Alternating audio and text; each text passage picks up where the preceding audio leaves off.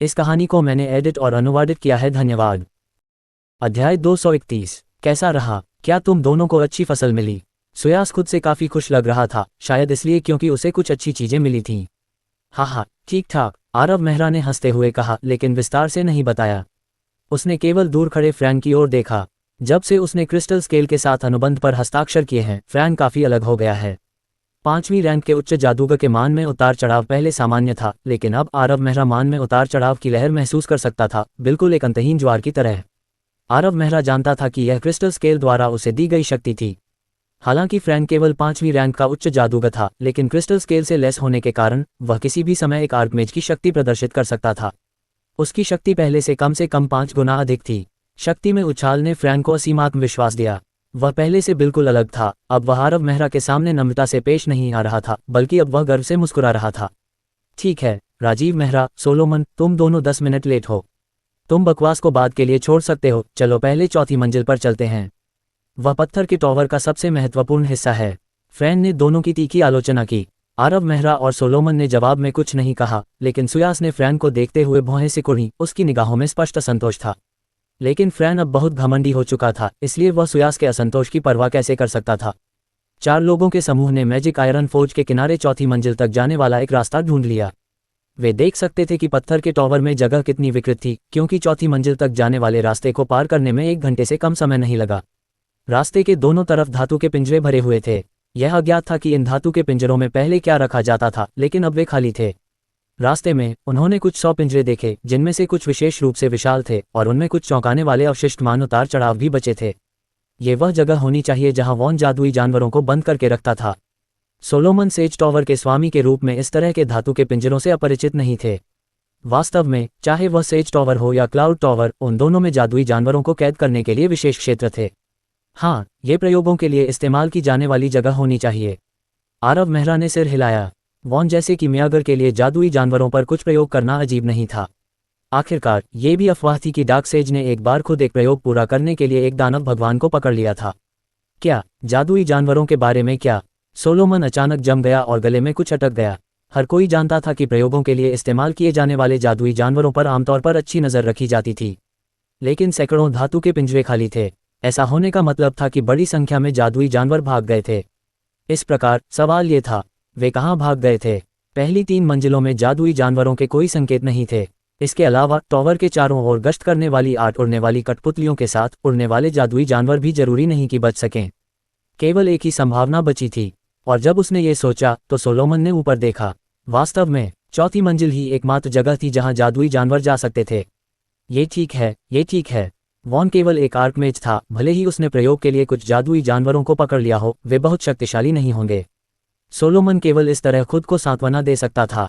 ये निश्चित नहीं है, लेकिन आरव मेहरा ने उस पर ठंडा पानी डाला। हालांकि वॉन के पास सिर्फ एक महापुरुष की ताकत थी, लेकिन किसी को यह नहीं भूलना चाहिए कि उसे डार्कसेज की विरासत में मिली थी। उस युग में 3 स्वर्ग रैंक की कठपुतलियां लगभग बेजोड़ थीं। कई स्वर्ग रैंक के शक्तिशाली लोगों के पास वॉन के सामने सिर झुकाने के अलावा कोई विकल्प नहीं था। अगर वह एक को पकड़ना चाहता तो बहुत से जादुई जानवर बचकर नहीं निकल पाते। जब दोनों चर्चा कर रहे थे, फ्रैंक ने स्पष्ट रूप से फटकार लगाए, ऐसा कहने का क्या मतलब है? किसी भी जादुई जानवर का कोई निशान नहीं है। तुम वीरविहीन हो। अगर तुम्हें डर है तो तुम यहाँ रह सकते हो, जबकि सुयास और मैं चौथी मंजिल पर जाते हैं। हाँ, आरव मेहरा फिर से केवल हंसा। फ्रैंक एक शो करना चाहता था। जादुई जानवरों के भागने की तो बात ही छोड़िए, अगर कोई दानव भगवान भी भाग जाता तो वह उस अवसर का उपयोग उसे नीचे गिराने के लिए करता। 1 घंटे तक चलने के बाद चारों के समूह को अंतहीन लगने वाला रास्ता आखिरकार अपने अंत पर पहुंच गया। वॉन के योग्य आरव मेहरा ने अंदर ही अंदर आह भरी जब वह आखिरकार पत्थर के टॉवर की चौथी मंजिल पर पहुंचा। तीसरे राजवंश के अंतिम कारीगर ने वास्तव में कीमिया के क्षेत्र में एक अपमानजनक स्तर तक पहुंच गया था और इस पत्थर के टॉवर पर बहुत अधिक प्रयास किया था। यह उनके सामने के दृश्य से साबित हुआ। नीला आकाश, सफ़ेद बादल, जंगल, नदियाँ, पहाड़, सब कुछ असली दुनिया जैसा लग रहा था। वहां खड़े होकर कौन सोच सकता था कि यह पत्थर के टॉवर के अंदर की एक जगह मात्र है। ये सब आरव मेहरा को अचंभित करने के लिए काफ़ी था, इस हद तक कि उसे कुछ संदेह होने लगा। क्या वॉन वास्तव में केवल एक कारीगर था? आखिरकार दुनिया का निर्माण सेंट अल्केमिस्ट के क्षेत्र का था। आगे गति है। जैसे ही आरव मेहरा ने प्रशंसा में आह भरी, सुयास ने एक जादूगरनी की आंख डाली और उसे जल्दी से जंगल में भेज दिया। थोड़ी देर बाद आर्कमेज आश्चर्यचकित हो गया। ये लिस और बाकी सभी हैं। सुयास के शब्दों ने आरव मेहरा को चौंका दिया।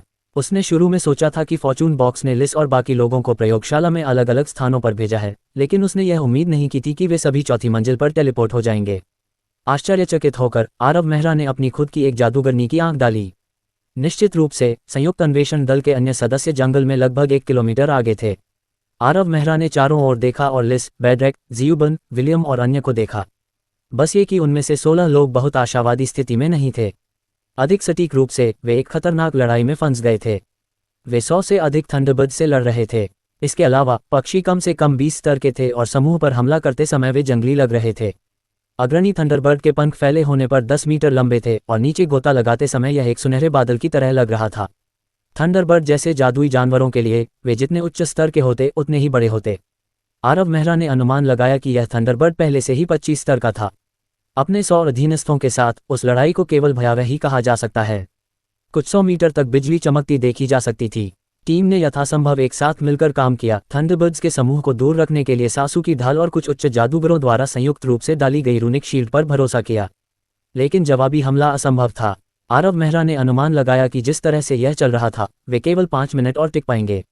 उस समय उच्च जादूगरों को मैना थकावट का सामना करना पड़ेगा और रूनिक शील्ड नष्ट हो जाएगी। सासू की ढाल उन भयावह थंडरबर्ड्स को रोकने के लिए पर्याप्त नहीं होगी। चलो जितनी जल्दी हो सके उनकी मदद करें। सुयास ने ये कहते हुए उड़ान भरी। वह एक तेज तीर में बदल गया जो जंगल की ओर बढ़ रहा था। आरव मेहरा और सोलोमन ने एलिमेंटल अवतार का इस्तेमाल किया और कुछ फ्लेम फ्लैश के बाद जंगल में पहुंच गए। जब 4 लोगों का समूह जंगल में दाखिल हुआ तब लड़ाई पहले से ही अपने सबसे महत्वपूर्ण मोड़ पर थी। 2 उच्च जादूगर पहले से ही मैना थकावट से पीड़ित थे, जिससे रूनिक शील्ड का एक अच्छा हिस्सा टूटने लगा। कुछ थंडरबर्ड्स नीचे की ओर दौड़े और उनके पंजों में तीव्र धारा ने संरचना को अस्त व्यस्त कर दिया। सौभाग्य से सुयास समय पर पहुंच गया। उसने पक्षियों के झुंड पर एक फ्रीज मंत्र डाला, जिससे 3 थंडरबर्ड्स जो दौड़े थे बर्फ की मूर्तियों में बदल गए। सुयास ने समय बर्बाद नहीं किया और सबसे बड़े थंडरबर्ड से भिड़ने से पहले जल्दी से एक एलिमेंटल शील्ड डाली। वह काफी सीधा था, थंडरबर्ड्स के नेता से निपटकर सबसे बड़ा प्रभाव डालने की योजना बना रहा था। लेकिन अल्फा थंडरबर्ड 25 स्तर का था और जब उसने सुयास को दौड़ते हुए देखा तो उसने उससे बचने की कोशिश भी नहीं की। उसने अपने 10 मीटर लंबे पंख फैलाए और एक भयंकर विद्युत धारा निकली। एक नया उन्नत आर्कमेज था और दूसरा 25 स्तर का अल्फा थंडरबर्ड था। जब वे टकराए तो केवल विद्युत धारा का विस्फोट और बिखरते हुए जादू के रन दिखाई दे रहे थे। आरव मेहरा और सोलोमन इस समय दौड़े। उन्होंने 2 हाई मैजेस की जगह जल्दी से भरने और रूनिक शील्ड की दरारों को ठीक करने से पहले दूसरों से कुछ नहीं कहा। लेकिन आरव मेहरा और सोलोमन उन 2 हाई मैजेस से कहीं ज्यादा ताकतवर थे जिन्हें वे बदल रहे थे, इसलिए अल्फा थंडरबर्ड को नीचे गिराने वाले सुयास के शामिल होने के साथ लड़ाई का रुख पलटने वाला था। न केवल रूनिक शील्ड को ठीक किया गया था, बल्कि संयुक्त अन्वेषण दल अब जवाबी हमला करने में सक्षम था। मेहरा, तुम यहाँ कैसे आए? लिस के पास आखिरकार पूछने के लिए पर्याप्त छूट थी। हम अभी पत्थर के टॉवर की पहली मंजिल से ऊपर आए हैं। क्या? लेकिन उन्हें उम्मीद नहीं थी कि इस तरह के सांसारिक उत्तर से लिस चिंता में चिल्ला उठेगी।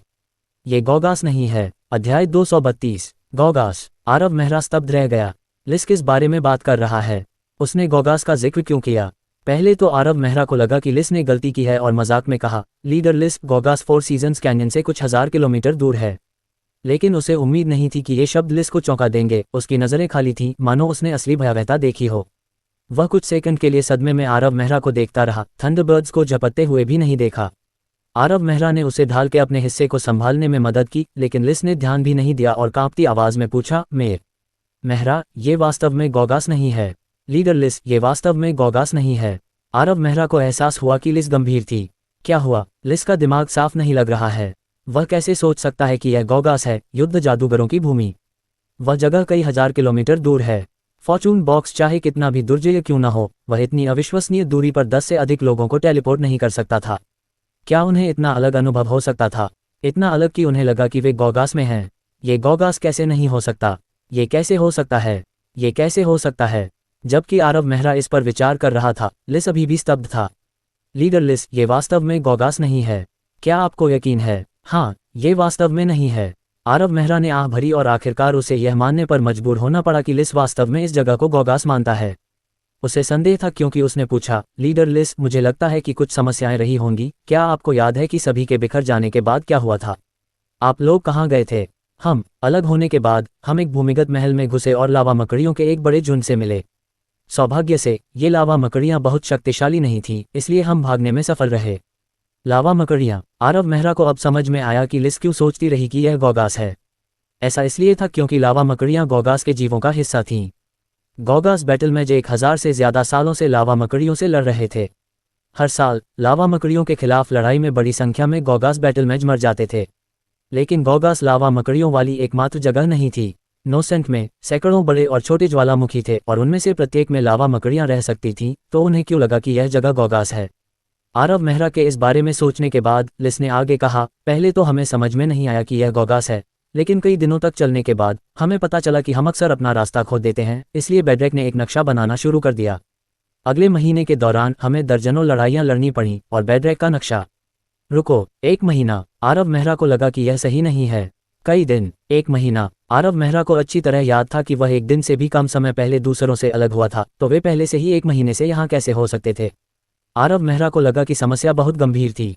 हाँ, 1 महीना, क्या बात है। लिस ने हैरानी से आरव मेहरा को देखा। फिर उन्होंने आगे कहा, 1 महीने बाद बेड्रेक ने अपना नक्शा इतना पूरा कर लिया था कि हम समझ गए थे कि हम गॉगास के बीच में हैं, और इस तरह कुछ चर्चा के बाद हमने दक्षिण पश्चिम की ओर जाने का फैसला किया। हम पहले ओकलैंड लौटना चाहते थे, और ये 2 महीने पहले की बात है। बिल्कुल नहीं, ये सिर्फ थोड़ा गंभीर नहीं था। लिस के अनुसार वे 3 महीने से सड़क पर थे और इसके अलावा वे 3 महीने से गॉगास में थे। इसका क्या मतलब था? मेहरा, क्या गड़बड़ है? कुछ नहीं। आरव मेहरा ने अपना सिर हिलाया, मुझे बस लगता है कि कुछ अजीब चल रहा होगा, लीडर लिस। क्या है? सबसे पहले, ये निश्चित रूप से गॉगास नहीं है। सर सुयास और हाईमैज सोलोमन इसकी गवाही दे सकते हैं। वे ये भी पुष्टि कर सकते हैं कि हम एक पत्थर के टॉवर की 4थी मंजिल पर हैं। इसके अलावा हम 3 महीने पहले अलग नहीं हुए थे। 3 महीने पहले नहीं। लिस उलझन में थी। तो कितना समय? 1 दिन। असंभव। लिस लगभग मौके पर ही उछल पड़ी।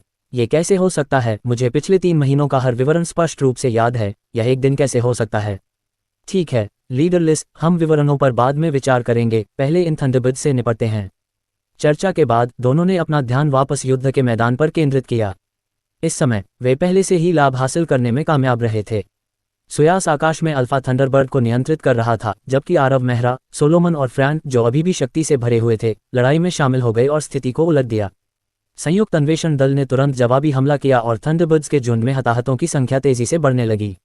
परिणाम पहले से ही तय था। सोलोमन द्वारा 2 थंडरबर्ड्स को मारने के बाद आरव मेहरा का ध्यान मुख्य युद्ध क्षेत्र से हट गया और वह आकाश में चल रही दूसरी लड़ाई पर ध्यान देने लगा।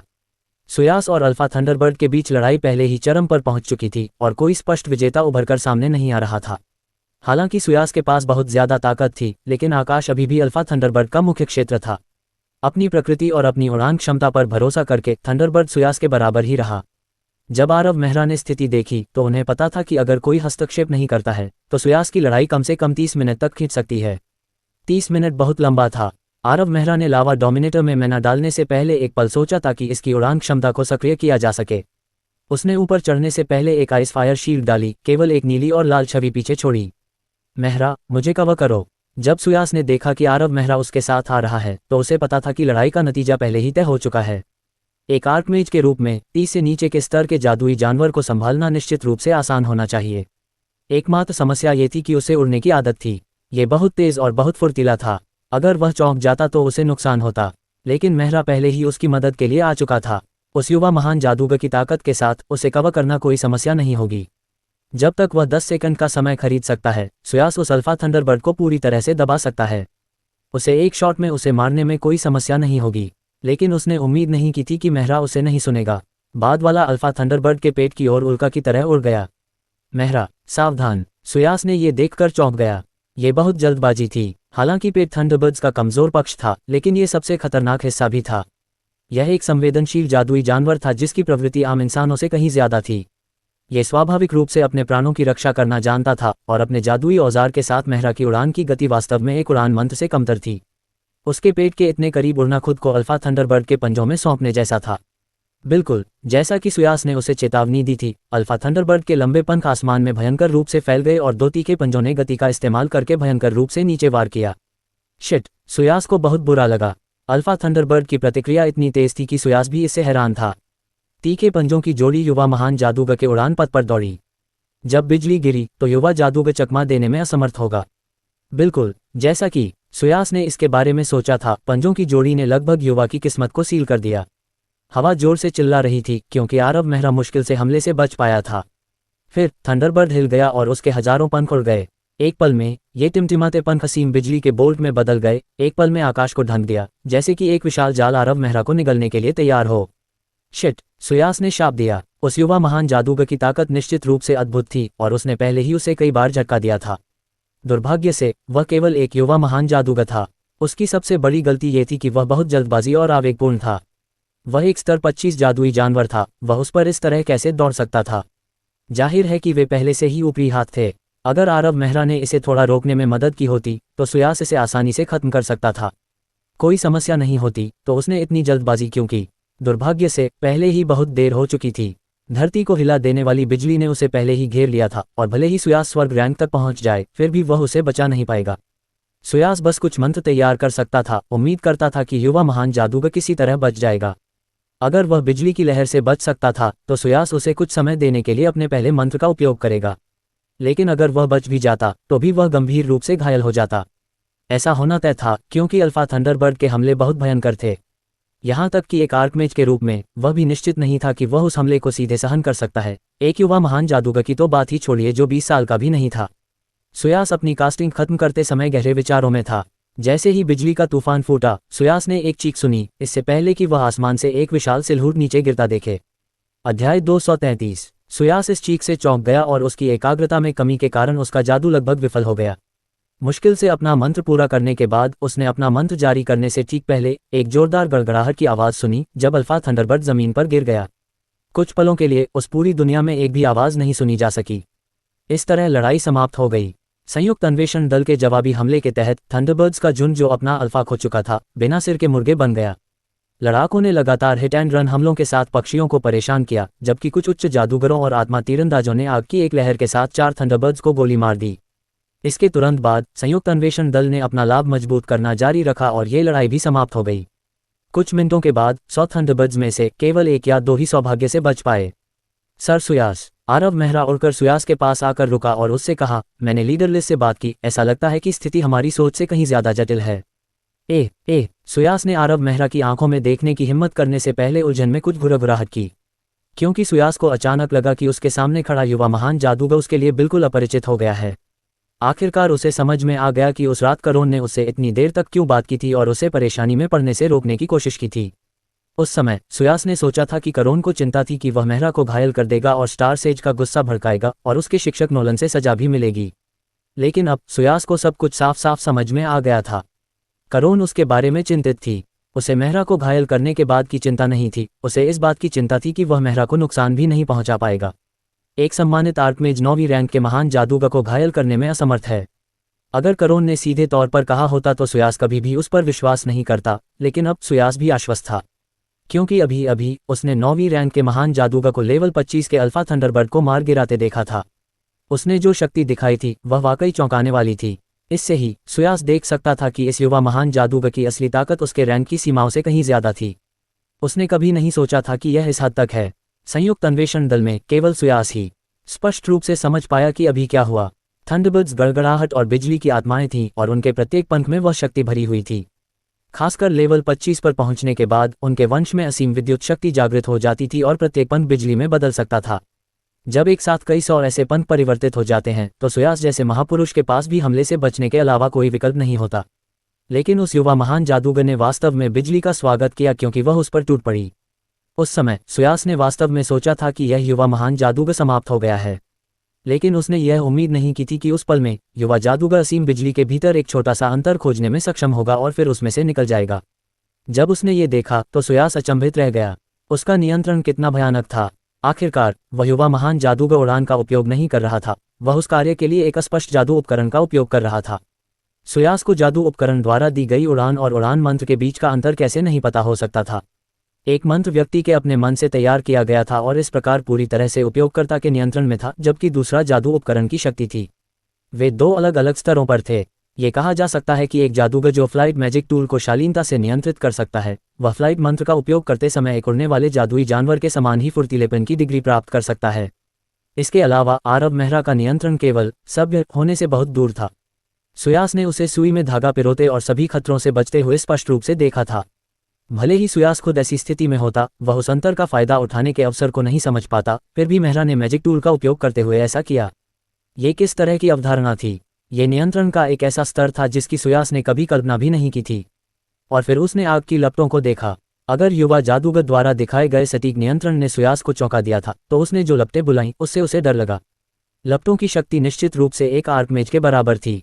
यह अल्फा थंडरबर्ड के शरीर में धीरे धीरे बहता हुआ फट गया, पेट से घुसा और उसकी पीठ से बाहर निकल गया। उस पल में सुयास के दिमाग में सिर्फ एक ही विचार आया, सच्ची आत्मा जादू का औजार। ये निश्चित रूप से एक सच्ची आत्मा जादू का औजार था।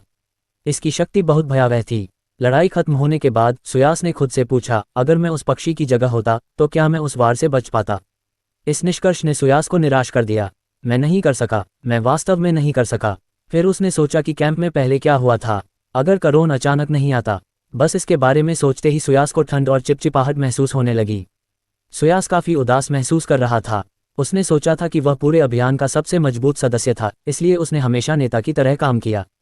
जब वे चारों समूह के बाकी सदस्यों से अलग हो गए, तब भी वह दूसरों को इधर उधर निर्देशित करता रहा, क्योंकि उसे सच में लगा कि यह कर्तव्य शक्ति के साथ आता है। लेकिन उस पर वापस सोचते हुए सुयास को लगा कि उसका चेहरा जलने लगा है। उस विशाल अंतर ने सुयास को ऐसा महसूस कराया कि वह एक जोकर की तरह नाच रहा था। वह खुद को अपराजय मानता था, लेकिन अंत में ये सब एक मजाक था। सर सुयास, इस समय लावा डोमिनेटर की शक्ति समाप्त हो चुकी थी और आरव मेहरा पहले ही उतर चुका था और लिस के समूह में शामिल हो गया था। कुछ सरल वाक्यों का आदान प्रदान करने के बाद उसने देखा कि सुयास अभी भी उसी स्थान पर था, दिवास्वप्न देख रहा था, इसलिए उसने उसका नाम पुकारने की कोशिश की। आरव मेहरा की चीख ने सुयास को जगा दिया। उसने धीरे धीरे नीचे उतरने से पहले अपने विचारों की इस अस्त व्यस्त श्रृंखला को अपने दिमाग के पीछे रखने के लिए अवचेतन रूप से अपना सिर हिलाया। जब सुयास उतरा, आरव मेहरा पहले से ही दूसरों के साथ चर्चा कर रहा था। सभी को वर्तमान स्थिति के बारे में कुछ समझ थी और वे अब अपने विचार और राय साझा कर रहे थे। क्या हो रहा है महान जादूगर मेहरा? यह ऐसा है सर सुयास। आरव मेहरा ने फिर वही जानकारी दोहराई जो उसने पहले लिस से प्राप्त की थी। पहले तो सुयास अभी भी किसी और चीज में व्यस्त लग रहा था, लेकिन जितना अधिक उसने सुना उतना ही उसका चेहरा गंभीर होता गया, खासकर जब उसने सुना कि लिस का समूह पहले से ही 3 महीने से इस स्थान पर है। यह एक टाइम केज है। वास्तव में, आरव मेहरा ने सिर हिलाया। वह पहले से ही सुयास द्वारा बताए गए टाइम केज के बारे में जानता था। ऐसा कहा जाता था कि जो लोग सेंट अल्केमिस्ट दायरे के शिखर पर पहुंच जाते थे, वे अंतरिक्ष और समय को बदलने के लिए सरणियों का उपयोग कर सकते थे। इस तरह की सरणियों को टाइम केज के रूप में जाना जाता था। लेकिन टाइम केज पहले से ही किंवदंतियां थीं। भविष्य में 30,000 साल बाद भी उनका उल्लेख बमुश्किल कुछ किताबों में किया गया था, जिन्हें उन्होंने देखा था। इसलिए अपने ज्ञान के विशाल भंडार के बावजूद आरव मेहरा को नहीं पता था कि टाइम केज वास्तव में क्या है। लेकिन लिस ने जो कुछ भी कहा वह टाइम केज के सिद्धांतों के अनुसार था। ऐसा लग रहा था कि हर कोई समय की एक दरार में बंद था। ये समय की नदी में एक अंतराल था जहां समय का प्रवाह बाहर से पूरी तरह से अलग था। अंदर का एक साल बाहर एक दिन हो सकता है, लेकिन ये भी संभव है कि यह इसके विपरीत हो। ये स्थिर हो सकता है या यह अप्रत्याशित रूप से बदल सकता है। संक्षेप में, टाइम केज में कुछ भी हो सकता है। लेकिन टाइम केज आखिर क्यों था? ये वह सवाल था जिसकी आरव मेहरा को वाकई परवाह थी। आखिरकार टाइम केज कोई ऐसी चीज नहीं थी जिसे कोई संत अल्केमिस्ट आसानी से बना सकता था। ये पहले से ही इस दुनिया के सबसे बुनियादी नियमों को छू रहा था। बिना किसी उचित कारण के कौन टाइम केज बनाने के लिए इतना समय और संसाधन खर्च करेगा? इसके अलावा आरव मेहरा जानता था, हालांकि टाइम केज के नाम में केज था, लेकिन यह असली केज नहीं था।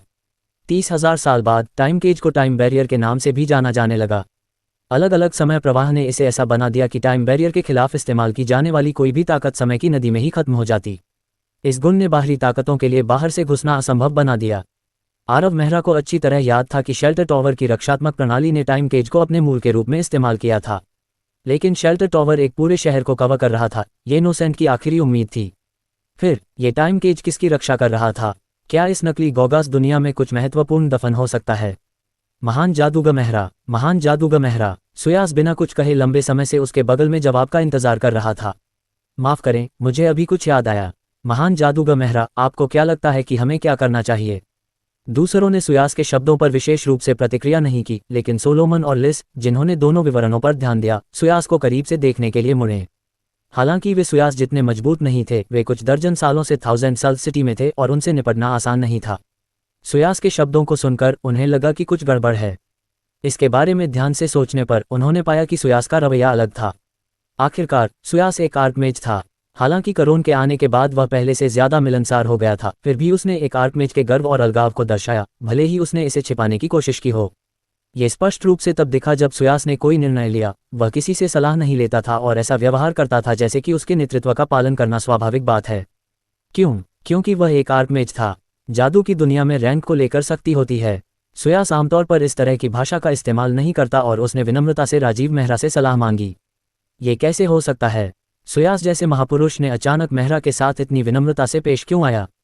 दोनों ने एक दूसरे की तरफ देखने से पहले थोड़ी देर तक उसे देखा। हमें दक्षिण की ओर चलना चाहिए, ये शब्द कहने के बाद आरव मेहरा ने अनिच्छा के साथ उत्तर की ओर देखा। उत्तर में सैकड़ों किलोमीटर तक फैले पहाड़ दिखाई दे रहे थे। आरव मेहरा ने एक सरल विश्लेषण करने के लिए अपने मैजिक एरे का इस्तेमाल किया और पाया कि टाइम केज की 90% शक्ति उन पहाड़ों में केंद्रित थी। आरव मेहरा को लगभग यकीन था कि टाइम केज जिस रहस्य की रक्षा कर रहा था वह उस उत्तरी पर्वत श्रृंखला में कहीं था। आरव मेहरा को याद आया कि उत्तरी गौगास में पर्वत श्रृंखला 10,000 साल बाद नोसेंट को चौंका देगी। दुर्भाग्य से आरव मेहरा जानता था कि जब ऐसा हुआ तो आर्कमेज पूरी तरह से नष्ट हो गए थे। यहाँ तक कि कुछ कमजोर स्वर्ग के जादूगर भी गिर गए। अपनी मौजूदा ताकत के साथ उसे उस रहस्य को जानने का अवसर नहीं मिलेगा। वह अभी के लिए बस निकल सकता था, और जितना दूर उतना अच्छा। दक्षिण, सुयास ने कहा। आरव मेहरा को उस जगह का विश्लेषण करने के लिए अपने मैजिक एरे की जरूरत थी जहां टाइम केज की शक्ति एकत्रित हुई थी, लेकिन इसका मतलब यह नहीं था कि सुयास कुछ भी नोटिस नहीं कर पाएगा। इसलिए आरव मेहरा के शब्दों को सुनकर सुयास हैरान रह गया। हाँ, चलो दक्षिण की ओर चलते हैं। आरव मेहरा ने कुछ नहीं समझाया और केवल सिर हिलाया। सुयास ने मछली की तरह अपना मुंह खोला और कुछ बार बंद किया, लेकिन आरव मेहरा के हाव भाव देखने के बाद आर्कमेज को कम और कम यकीन होने लगा। अब से पहले सुयास ने शायद उत्तर की ओर जाने पर जोर दिया होगा, लेकिन अब उसकी हिम्मत नहीं हुई। ठीक है, एक पल की चुप्पी के बाद सुयास ने अनिच्छा से सिर हिलाया। निर्णय पर सहमत होने के बाद संयुक्त अन्वेषण दल ने अपनी यात्रा फिर से शुरू की। वे घने जंगल से गुजरे और हैरिस नदी के दक्षिण की ओर बढ़े। यात्रा शांतिपूर्ण नहीं थी क्योंकि उन्हें समय समय पर कुछ जादुई जानवर मिलते थे, लेकिन अब जब समूह फिर से एकजुट हो गया था तो वे बहुत अधिक शक्तिशाली थे। कुछ कमजोर जादुई जानवर तुरंत कुचल दिए गए, जबकि अधिक शक्तिशाली जानवर केवल कुछ हमलों तक ही टिके रहे। यात्रा शरीर की तुलना में दिमाग पर अधिक बोझिल थी। हैरिस नदी नोलुन में समाप्त हो गई, जिसका मतलब था कि हैरिस नदी अंततः उन्हें गौगास से बाहर ले जाएगी। लेकिन जब 20 लोगों का दल नदी के अंत में पहुंचा तो उन्होंने केवल एक हल्की रोशनी टिमटिमाती हुई देखी। उफनता पानी हल्की रोशनी में बह रहा था, एक भी बूंद नहीं टपक रही थी। सुयास ने एक साधारण जादुई जांच की और फिर कहा, यह एक टेलीपोर्टेशन गेट है। लेकिन सुयास को भी नहीं पता था कि उन्हें इस टेलीपोर्टेशन गेट में प्रवेश करना चाहिए या नहीं। एक मूर्ख भी जानता होगा कि किसी अज्ञात टेलीपोर्टेशन गेट में प्रवेश करने से बचना ही सबसे अच्छा है, क्योंकि उन्हें नहीं पता होगा कि यह कहाँ ले जाता है। स्वाभाविक रूप से समूह की परिस्थितियां थोड़ी विशेष थीं। कम से कम उस समय ऐसा लगा कि टेलीपोर्टेशन गेट ही उनके पास एकमात्र निकास था। अगर वे अंदर चले गए तो उन्हें एक भयानक जगह पर भेजा जा सकता था, लेकिन अगर वे अंदर नहीं गए तो वे निश्चित रूप से इस शापित जगह में ही रहेंगे। दोनों में से किसी एक को चुनना आसान नहीं था। मैं पहले जाऊंगा। कुछ देर सोचने के बाद आरव मेहरा दूसरों से चर्चा किए बिना अंदर चला गया, क्योंकि आरव मेहरा जानता था कि टाइम केज में रहने से बेहतर कोई और शापित जगह भी होगी।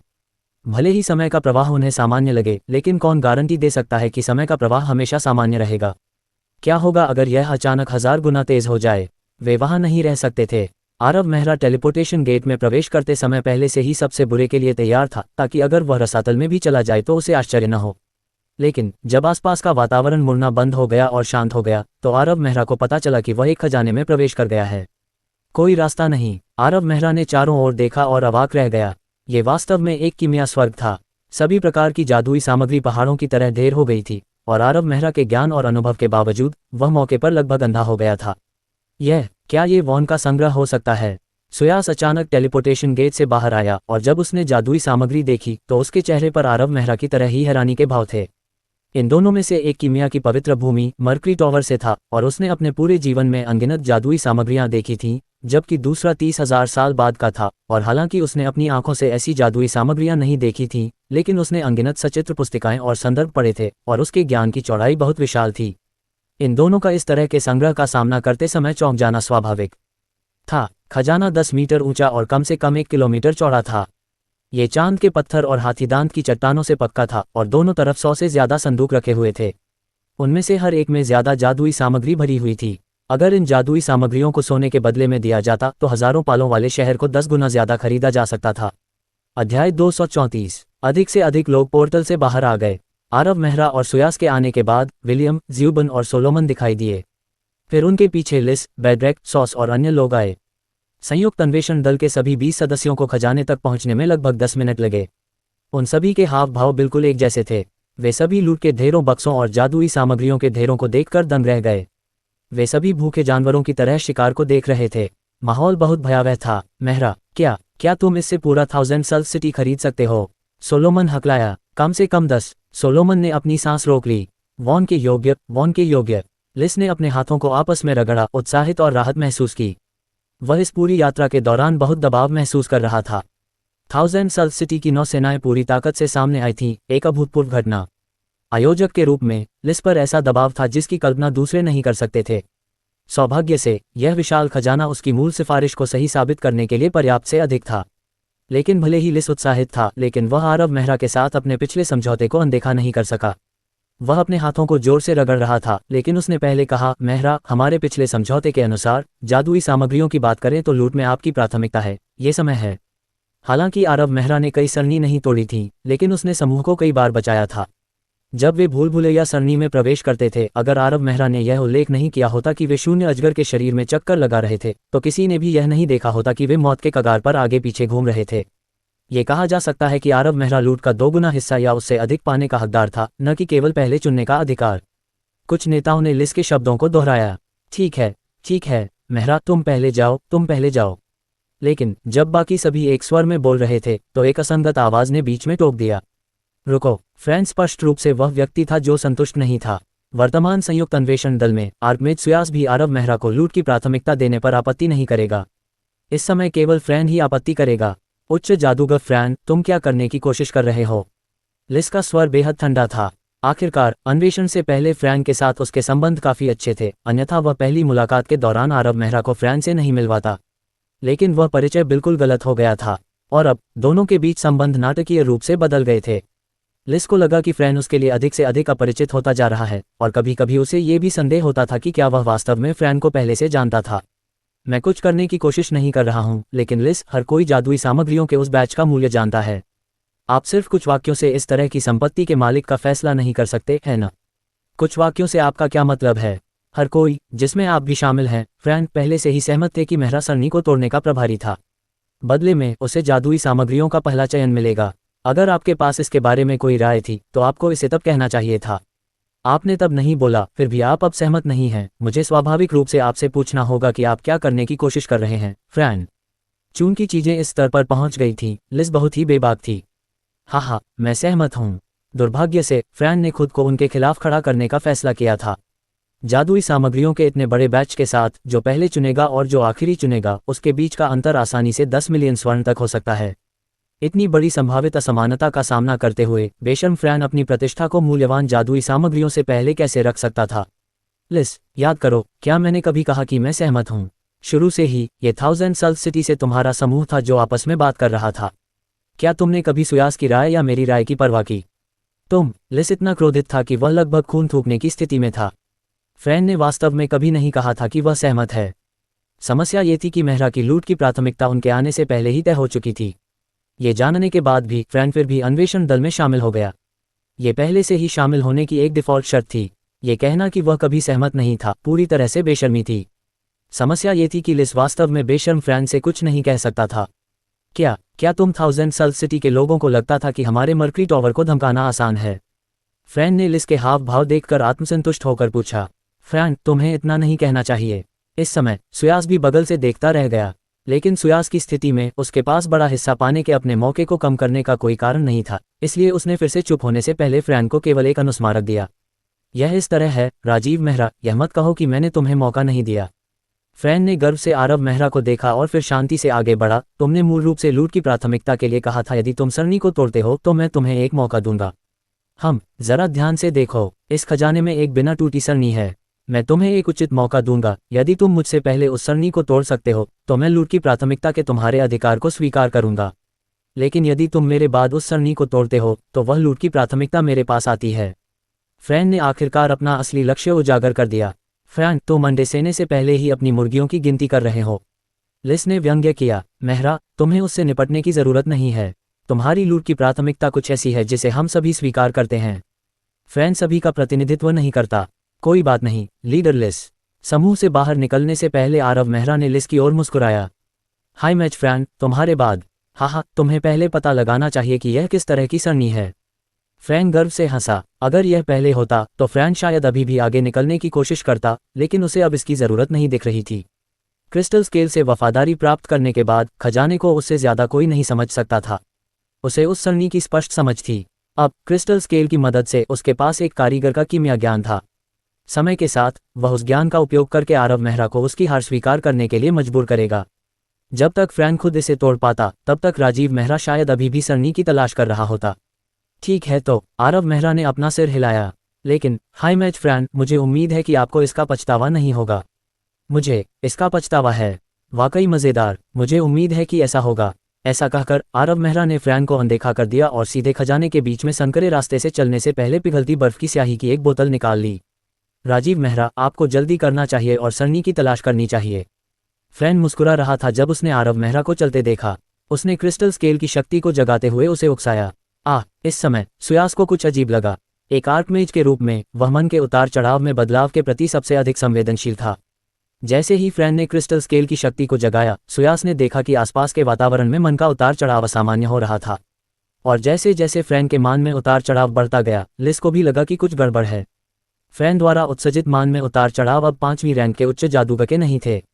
पहले तो ऐसा लगा कि यह सिर्फ 6ठी रैंक या 7वीं रैंक है, लेकिन जल्द ही यह उतार चढ़ाव 8वीं रैंक पर पहुंच गया और 9वीं रैंक पर पहुंचने के संकेत देने लगा। क्या हो रहा है? लिस हैरान थी। यह कोई मजाक नहीं था। मान में उतार चढ़ाव सोलोमन के बराबर स्तर पर पहुंच गया। पिछले फ्रैंक की तुलना में ऐसा लगा कि वे दो अलग अलग लोग हैं। और यही नहीं रुका, वे अभी भी मजबूत हो रहे थे और जल्द ही वे आर्कमेज दायरे से बस एक कदम दूर थे। ये कैसे हो सकता है? लिस को यह विश्वास करने की हिम्मत नहीं हुई कि क्या हो रहा था। फ्रैंक अभी अभी 5वीं रैंक का उच्च जादूगर था, फिर भी अब उसके पास सोलोमन के बराबर शक्ति थी। इसके अलावा मान में उतार चढ़ाव की बढ़ती शक्ति रुकने का कोई संकेत नहीं दिखा रही थी। लिस को अचानक एक अशुभ पूर्वाभास हुआ। मुझे मत बताओ, आर्कमेज। जैसे ही लिस ने इसके बारे में सोचा, फ्रैंक के शरीर के भीतर मान का उतार चढ़ाव सीमा को तोड़ता हुआ आगे बढ़ गया और वह तुरंत आर्कमेज क्षेत्र में पहुंच गया। हे भगवान! उसका चेहरा मौत की तरह सफ़ेद हो गया। आर्कमेज, वह आर्कमेज! कोई आश्चर्य नहीं कि फ्रैंक ने इतना आत्मविश्वास दिखाया। पता चला कि उसने पहले से ही आर्कमेज की शक्ति को समझ लिया था। सब खत्म हो गया। हालांकि मेहरा की ताकत गहरी और अथाह थी, वह केवल 9वीं रैंक का महान जादूगर था। वह आर्कमेज से कैसे मुकाबला कर सकता था? अध्याय 235। ये वास्तव में एक आर्कमेज की शक्ति थी। लिस वहां अचंभित, घबराया हुआ खड़ा था।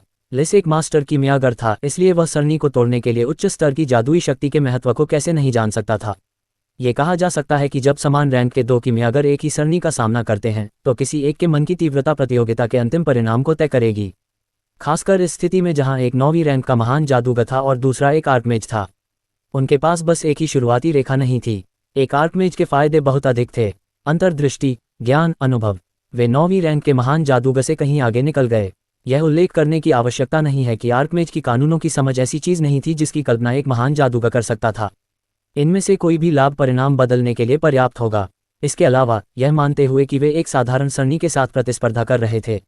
अगर यह भूल-भुलैया या भ्रम की तरह की सरणी होती तो उनके बीच का अंतर अकल्पनीय रूप से बड़ा होता। 2 रैंक का अंतर एक महान जादूगर के लिए मौत की सजा की तरह था। आर्कमेज आसानी से उनसे निपट सकता था। पहले तो लिस को समझ में नहीं आया कि फ्रैंक ने मेहरा के साथ प्रतिस्पर्धा करने की पेशकश क्यों की।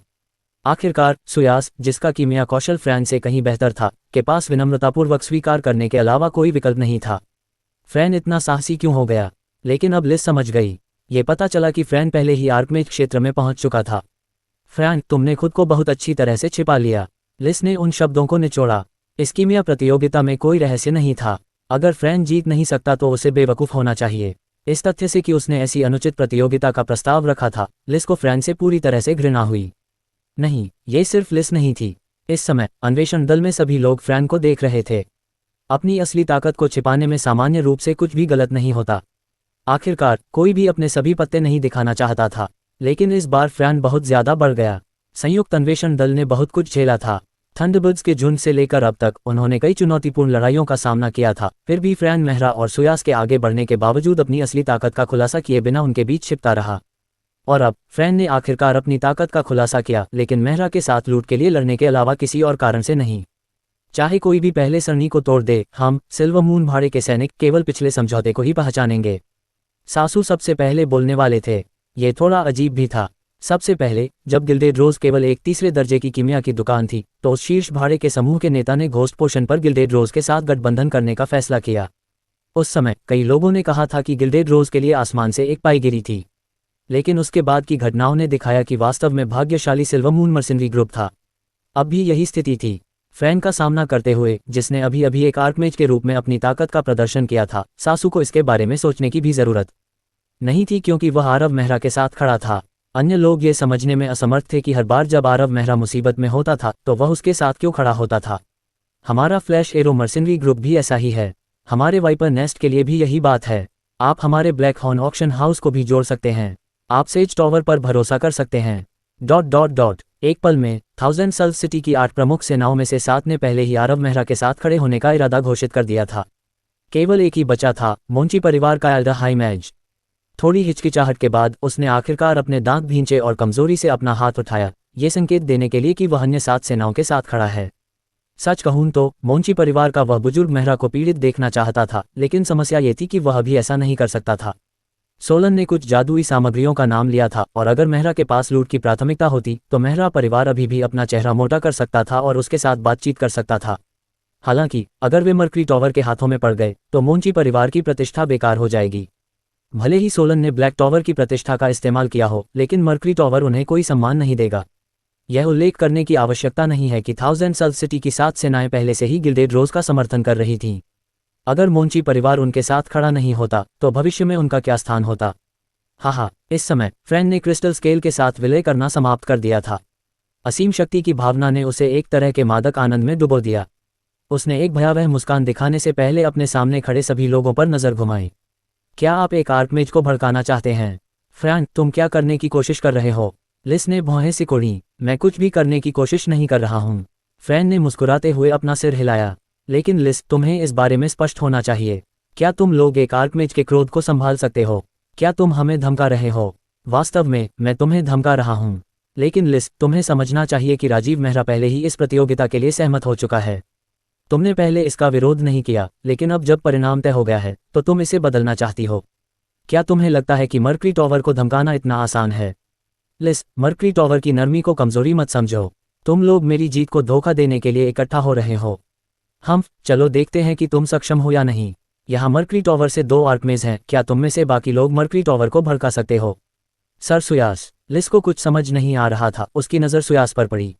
ऐसे महत्वपूर्ण मोड़ पर सुयास निश्चित रूप से महत्वपूर्ण था। 1000 सल्व सिटी की 9 सेनाएं जब तक एक साथ काम करती थीं, तब तक फ्रैन से नहीं डरती थीं। लेकिन अगर सुयास शामिल हो जाता तो ये बहुत अलग होता। हालांकि जब लिस ने देखा तो सुयास ने अपनी नज़रें फेर लीं। उद्धरण चिन्ह ... उद्धरण चिन्ह। लिस का दिल बैठ गया। सुयास को कुछ भी कहने की जरूरत नहीं थी, क्योंकि उसका रवैया साफ था। सर सुयास। लिस ने उत्सुकता से उसका नाम फिर से पुकारा, उम्मीद करते हुए कि यह आर्कमेज जो रास्ते में उनके साथ सहयोग कर रहा था, स्थिति को शांत करने के लिए कुछ शब्द कहेगा। लेकिन लिस एक बार फिर निराश हो गया। बहुत देर तक चुप रहने के बाद सुयास ने अपना सिर नीचे किया और बुदबुदाया, गोल्डन फॉरेस्ट प्लेन में युद्ध चल रहा है। गोल्डन फॉरेस्ट प्लेन का युद्ध एक गंभीर स्थिति में होने का मतलब था कि कठपुतली सेना की खपत बहुत अधिक थी। इसका यह भी मतलब था कि मर्करी टॉवर को इन जादुई सामग्रियों की बहुत ज़रूरत थी। ये कहने के बाद सुयास ने अपना सिर उठाया और लिस को माफ़ी मांगते हुए देखा। ये शब्द जो उसकी सच्ची भावनाओं के खिलाफ थे, उसके लिए अपने जीवन में कहने के लिए सबसे कठिन थे। सुयास को फ्रैन की घिनौनी हरकतें नापसंद थीं, लेकिन भले ही वह इससे नफरत करता हो, लेकिन उसकी प्राथमिकताएं थीं। ये जादुई सामग्रियां मर्करी टॉवर के लिए बहुत महत्वपूर्ण थीं। वे कठपुतली सेना का बहुत विस्तार और सशक्तिकरण करेंगी। सुयास को भरोसा था कि अगर वे यहाँ से अपनी पसंद चुन सकते हैं तो गोल्डन फॉरेस्ट प्लेन को आधे साल पहले ही निपटाया जा सकता है। और प्लेन को आधे साल पहले निपटाने का मतलब था कि मर्करी टॉवर में कम हताहत होंगे और कम नुकसान होगा। सुयास की स्थिति में सब कुछ मर्करी टॉवर के भले के लिए था, भले ही मर्करी टॉवर के लाभ फ्रैन के घृणित कार्यों से आए हों। लेकिन सुयास ये सब नहीं समझाएगा। सुयास का समर्थन प्राप्त करने के बाद फ्रैन का अहंकार एक नए स्तर पर पहुंच गया। अच्छा, परिणाम पहले ही तय हो चुका है। यदि आप 2 आर्कमेज का गुस्सा नहीं निकालना चाहते हैं तो आपको जल्दी से जल्दी हट जाना चाहिए। जब मैं सामग्री चुन रहा हूं तो मुझे परेशान न करें। अच्छा, हाई मैच फ्रैन, क्या आप परिणाम की घोषणा बहुत जल्दी नहीं कर रहे हैं? आरव मेहरा, जो खुद को व्यस्त रखे हुए थे, ने पलटकर कुछ कहा। हाँ, राजीव मेहरा, दिखावा करने का कोई फायदा नहीं है। फ्रैन को इसकी परवाह नहीं थी, क्योंकि इस प्रतियोगिता में उसके लिए कोई रहस्य नहीं था। तुमने इतने लंबे समय तक आंख मूंद कर वहां खोज की, लेकिन क्या तुम्हें सरनी की स्थिति का पता चला? तुम सरनी का पता भी नहीं लगा सकते, जो सबसे बुनियादी कदम है, फिर भी तुम बेशर्मी से सरनी को तोड़ने का दावा करने की हिम्मत करते हो। अगर मैं तुम्हारा शिक्षक होता तो मैं मर जाता। उद्धरण चिन्ह उद्धरण चिन्ह। आरव मेहरा ने आश्चर्य से फ्रैन को देखने से पहले अपने गालों को खुजलाया। बिल्कुल नहीं, हाई मैच फ्रैन, तुम्हें लगा कि मैं अभी भी सरनी की तलाश कर रहा हूँ। लोगों को धोखा देने की कोशिश करना बंद करो, फ्रैन ने व्यंग्य किया। आपको ये बताने में कोई बुराई नहीं है, सरनी मेरे पैरों के नीचे है। मैंने पहले ही एक मोटा विश्लेषण पूरा कर लिया है और इसे 10 मिनट में तोड़ दिया जाएगा। यदि आप रुचि रखते हैं तो आप आकर देख सकते हैं। 10 मिनट बहुत लंबा समय है। वास्तव में, यदि आप रुचि रखते हैं तो आप यहाँ आकर दरार के परिणामों की जांच कर सकते हैं। अच्छा प्रयास, लेकिन मैं सरनी पर खड़ा हूँ। फ्रैन की अभिव्यक्ति उपहास से भरी हुई थी। क्रिस्टल स्केल ने उसे बताया था कि सरनी उसके ठीक नीचे थी, इसलिए चाहे राजीव मेहरा कितना भी प्रतिभाशाली क्यों न हो, वह इसे देखे बिना नहीं तोड़ सकता था। मुझे स्पष्ट रूप से पता है कि सरनी आपके पैरों के नीचे है, लेकिन हाई मैच फ्रैन, क्या आपने मिरर इमेज कौशल के बारे में कभी नहीं सुना है? अध्याय 236। हा, मिरर इमेज। राजीव मेहरा, तुम सच में मजाकिया हो। फ्रैन पहले भी व्यंग्य कर रहा था, लेकिन जब उसने ये शब्द सुने तो वह जोर से हंस पड़ा। उसने आरव मेहरा की ओर इशारा किया और दूसरे हाथ से अपना पेट पकड़ लिया। मिरर इमेज कौशल क्या था? कई मामलों में कीमियागरों को प्रयोग या शोध उद्देश्यों के लिए सरणियों की नकल करने की आवश्यकता होती है। जब ऐसा होता है तो वे मिरर इमेज कौशल का उपयोग करते हैं, क्योंकि इसके लिए सरणी का विश्लेषण करने की आवश्यकता नहीं होती है और कीमियागर को बहुत अधिक प्रयास करने की आवश्यकता नहीं होती है। ये पूरी सरणी को एक खाली स्लेट पर कॉपी करने जैसा था। यह एक ऐसा कौशल था जिसकी हर कीमियागर को आवश्यकता होती है। फ्रैन खुद एक शीर्ष मास्टर कीमियागर था और क्रिस्टल स्केल से मिले प्रोत्साहन के साथ वह कारीगरों के दायरे में प्रवेश कर गया था, तो वह मिरर इमेज कौशल के बारे में कैसे नहीं सुन सकता था? बात यह थी, उसने सरणी को छुआ तक नहीं है, तो वह मिरर इमेज का उपयोग कैसे कर सकता है? ऐसा लगता है कि उसने अपने दिमाग पर बहुत ज्यादा काम किया है, नहीं तो वह इतना बेतुका कुछ नहीं कहता। ठीक है राजीव मेहरा, तुम इस तरह के मजाक को बाद के लिए छोड़ सकते हो, तुम्हारे पास ज्यादा समय नहीं बचा है। ये कहने के बाद फ्रैन ने एक कदम आगे बढ़ाया और मेल्टिंग स्नो इंक की एक बोतल और एक कलम निकाली। वास्तव में फ्रैन को लगा कि इस नाटक को खत्म करने का समय आ गया है। लेकिन जैसे ही फ्रैन ने मेल्टिंग स्नो इंक की बोतल खोली, उसने अपने नीचे की सरणी से कुछ अजीब सा मैना आते हुए महसूस किया। क्या हो रहा है? फ्रैन स्तब्ध रह गया। एक पल के लिए उसे लगा कि उसने अनजाने में सरणी को सक्रिय कर दिया है और वह सरणी का विश्लेषण करने के लिए क्रिस्टल स्केल को जगाने वाला था। लेकिन उसने यह उम्मीद नहीं की थी कि इससे पहले कि वह शक्ति निकाल पाता, सरणी धरती को हिला देने वाले मैना उतार चढ़ाव के साथ फट जाएगी। कैसे? ये कैसे हो सकता है? फ्रैन अवचेतन रूप से 2 कदम पीछे हट गया, उसका चेहरा अज्ञानता में पीला पड़ गया। क्या हो रहा है? मैं सरणी पर खड़ा था, ये कैसे ट्रिगर हो सकता था? ये बिल्कुल असंभव है। क्रिस्टल स्केल्स अवतार ने स्पष्ट रूप से कहा कि इस सरणी को मैना द्वारा ट्रिगर किया जाना था। मैंने मैना का जरा सा भी उपयोग नहीं किया, तो ये कैसे ट्रिगर हो सकता था? फ्रैन वहां एक अचंभे में खड़ा था, हल्की सी दिखाई देने वाली गहरी लाल रेखाओं को देख रहा था। उसके चेहरे पर एक अथाह भाव था। क्या मैंने तुम्हें नहीं बताया? मेरा इमेज। आरव मेहरा ने अपना सिर हिलाया और अपनी कलम का उपयोग करके पिघलती बर्फ की स्याही को फैलाया। पलक झपकते ही 17 सफेद रेखाओं से बनी एक आइसोलेशन सरणी पूरी हो गई थी और इसने मैना के उतार चढ़ाव को दबा दिया। आइसोलेशन सरणी बनाने के बाद आरव मेहरा रुके नहीं।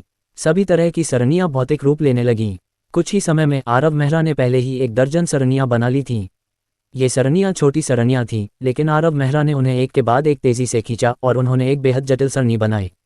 प्रत्येक सरणी की शक्ति बहुत ज्यादा नहीं थी, लेकिन वे सभी बहुत कुशल थीं और जब उन्हें एक साथ जोड़ा गया तो उन्होंने एक जटिल नेटवर्क बनाया जो दृढ़ता से उन मान उतार चढ़ावों को दबा रहा था जो फूटने के कगार पर थे। इस समय फ्रैन को आखिरकार समझ में आ गया। राजीव मेहरा लगातार सरणियां बना रहे थे। उनके बीच सिर्फ कुछ दर्जन मीटर की दूरी थी, लेकिन जैसे जैसे प्रत्येक सरणी लिखी जाती गई, उसके पैरों के नीचे सरणी में एक अजीब बदलाव दिखाई दिया। ऐसा लगा जैसे कोई कठपुतली चलाने वाला किसी कठपुतली को धागे से नियंत्रित कर रहा हो। Mirror image. ये वास्तव में मिरर इमेज है। केवल मिरर इमेज कौशल का उपयोग दर्जनों मीटर दूर से सरणी को तोड़ने के लिए किया जा सकता है। लेकिन ऐसा कैसे हो सकता था? मेहरा ने कभी सरणी को छुआ ही नहीं, वह मिरर इमेज कैसे सेट कर सकता था? उसने क्या मिरर किया? क्या ऐसा हो सकता है? राजीव मेहरा ने जब पहली बार प्रवेश किया था तब उसे वह सरणी मिली थी और फिर उसने मेरे कूदने के लिए एक गड्ढा खोदा था। नहीं, वह मुझसे 1 मिनट पहले ही अंदर आया था और इसके अलावा राजीव मेहरा केवल एक मास्टर कीमियागर है। भले ही वह कारीगर क्षेत्र में प्रवेश कर गया होता, वह इतने कम समय में सरणी को खोजने और तोड़ने में सक्षम नहीं होता। अगर राजीव मेहरा के पास इतनी शक्ति होती तो वह बस इसे लगाता और सारी सामग्री अपने लिए ले लेता। जैसे ही उसने ये सोचा, फ्रैन शांत हो गया। हाँ, मैं अभी तक नहीं हारा हूँ। तो क्या हुआ अगर आपने मिरर इमेज का इस्तेमाल किया? सरणी तोड़ने वाले द्वंद्व में सबसे पहले शुरू करने वाला जरूरी नहीं कि विजेता हो। ये कहने के बाद फ्रैन पूरी तरह आश्वस्त था, क्योंकि उसे अचानक याद आया क्रिस्टल स्केल के अवतार ने कहा था कि यह सरनी कोई साधारण सरनी नहीं थी। अंतिम चरण महत्वपूर्ण था। इससे फ्रैन को अपनी आत्मसंतुष्ट मुस्कान वापस पाने में मदद मिली। उसने अपनी कलम को पिघलती बर्फ की स्याही में डुबोया और सरनी को तोड़ने की कोशिश भी शुरू कर दी। हालांकि उनके प्रतिद्वंद्वी ने पहले शुरुआत की थी, लेकिन फ्रैन के चेहरे पर आत्मविश्वास भरी मुस्कान बनी रही। उनके हाथ में कलम स्थिर और कुशल तरीके से चल रही थी, न तो धीमी और न ही तेज। मेरा इमेज हो या न हो, इससे कोई फर्क नहीं पड़ता। ये प्रतियोगिता ताकत का मामला थी। वह एक आर्कमेज और एक कारीगर था, जिसकी मदद से क्रिस्टल स्केल उसे मौजूद सभी लोगों से ऊपर रखते थे। अगर राजीव मेहरा ने मिरर इमेज कौशल का इस्तेमाल किया भी, तो क्या इससे कोई फर्क पड़ सकता था कि कौन पहले सरनी को तोड़ेगा? क्या वह, एक कारीगर, एक मास्टर अल्केमिस्ट से हार जाएगा? क्योंकि सरनी का आखिरी चरण शक्ति की प्रतियोगिता थी। एक आर्कमेज के रूप में उसका लाभ बहुत अधिक था। उन दोनों ने सरनी को तोड़ने में अपना पूरा प्रयास केंद्रित किया और पहले ही अपने हाथ दिखा दिए। हर कोई दो समान सरनी देख सकता था, उनमें से प्रत्येक के नीचे एक, दोनों बिल्कुल एक जैसी लाल पैटर्न वाली रेखाओं से भरे हुए थे। अब ऐसा लग रहा था कि आरव मेहरा ने और प्रगति कर ली है। लेकिन फ्रैन की गति भी चौंकाने वाली थी। उसने आरव मेहरा के कुछ मिनट बाद शुरुआत की, लेकिन 20 मिनट में ही वे लगभग एक ही चरण पर पहुंच गए। चून की सरनी का मुख्य भाग सभी को दिखाई दे रहा था, इसलिए वे सभी जानते थे कि आगे जो कुछ भी होगा वह प्रतियोगिता का परिणाम तय करेगा। दोनों ये देखने के लिए प्रतिस्पर्धा कर रहे थे कि सरनी के मूल को कौन तोड़ेगा, क्योंकि जो भी पहले उस चरण को पूरा करेगा उसे निर्विवाद लाभ होगा। जब तक वे बाद में कोई गलती नहीं करते, तब तक अंतिम परिणाम उस बिंदु पर पत्थर की तरह तय हो जाएगा। आरव मेहरा ने पहले सरनी के मूल पर हमला किया। पहले की तरह उसने पूरे सरनी को जाल की तरह ढकने के लिए बड़ी संख्या में कम सरनियों का इस्तेमाल किया। उसकी कलम चौंकाने वाली गति से चल रही थी, जिससे पिघलती बर्फ की स्याही के निशान पीछे रह गए। फ्रैन की दरार बनाने की विधि अलग थी। ये तेज या धीमी नहीं थी, लेकिन बहुत कुशल थी। वह प्रत्येक पैटर्न वाली रेखा पर ध्यानपूर्वक विचार करता था और प्रत्येक नोड की सटीक गणना करने के बाद वह अपनी कलम का उपयोग करके पूरे सरनी की नींव को हिलाता था। समय धीरे धीरे बीतता गया, क्योंकि उनकी प्रगति लगभग समान ही रही। सभी दर्शक चिंता से देख रहे थे, विशेष रूप से विलियम, लिस, सोलोमन और सोसू। वे आरव मेहरा के सबसे करीब थे और वे सभी अवचेतन रूप से अपनी सांस रोके हुए थे, उनके हाथ मुट्ठी में बंधे हुए थे। आरव मेहरा और फ्रैन ने लगभग एक ही समय में अपनी कलम नीचे रख दी। दो लाल बत्तियां अचानक चमक उठी। उसके तुरंत बाद खजाने के भीतर दो लाल दरवाजे खुल गए। गेट से कुछ भी नहीं निकला, लेकिन उत्सर्जित होने वाले मान उतार चढ़ाव ने सभी को हिला दिया।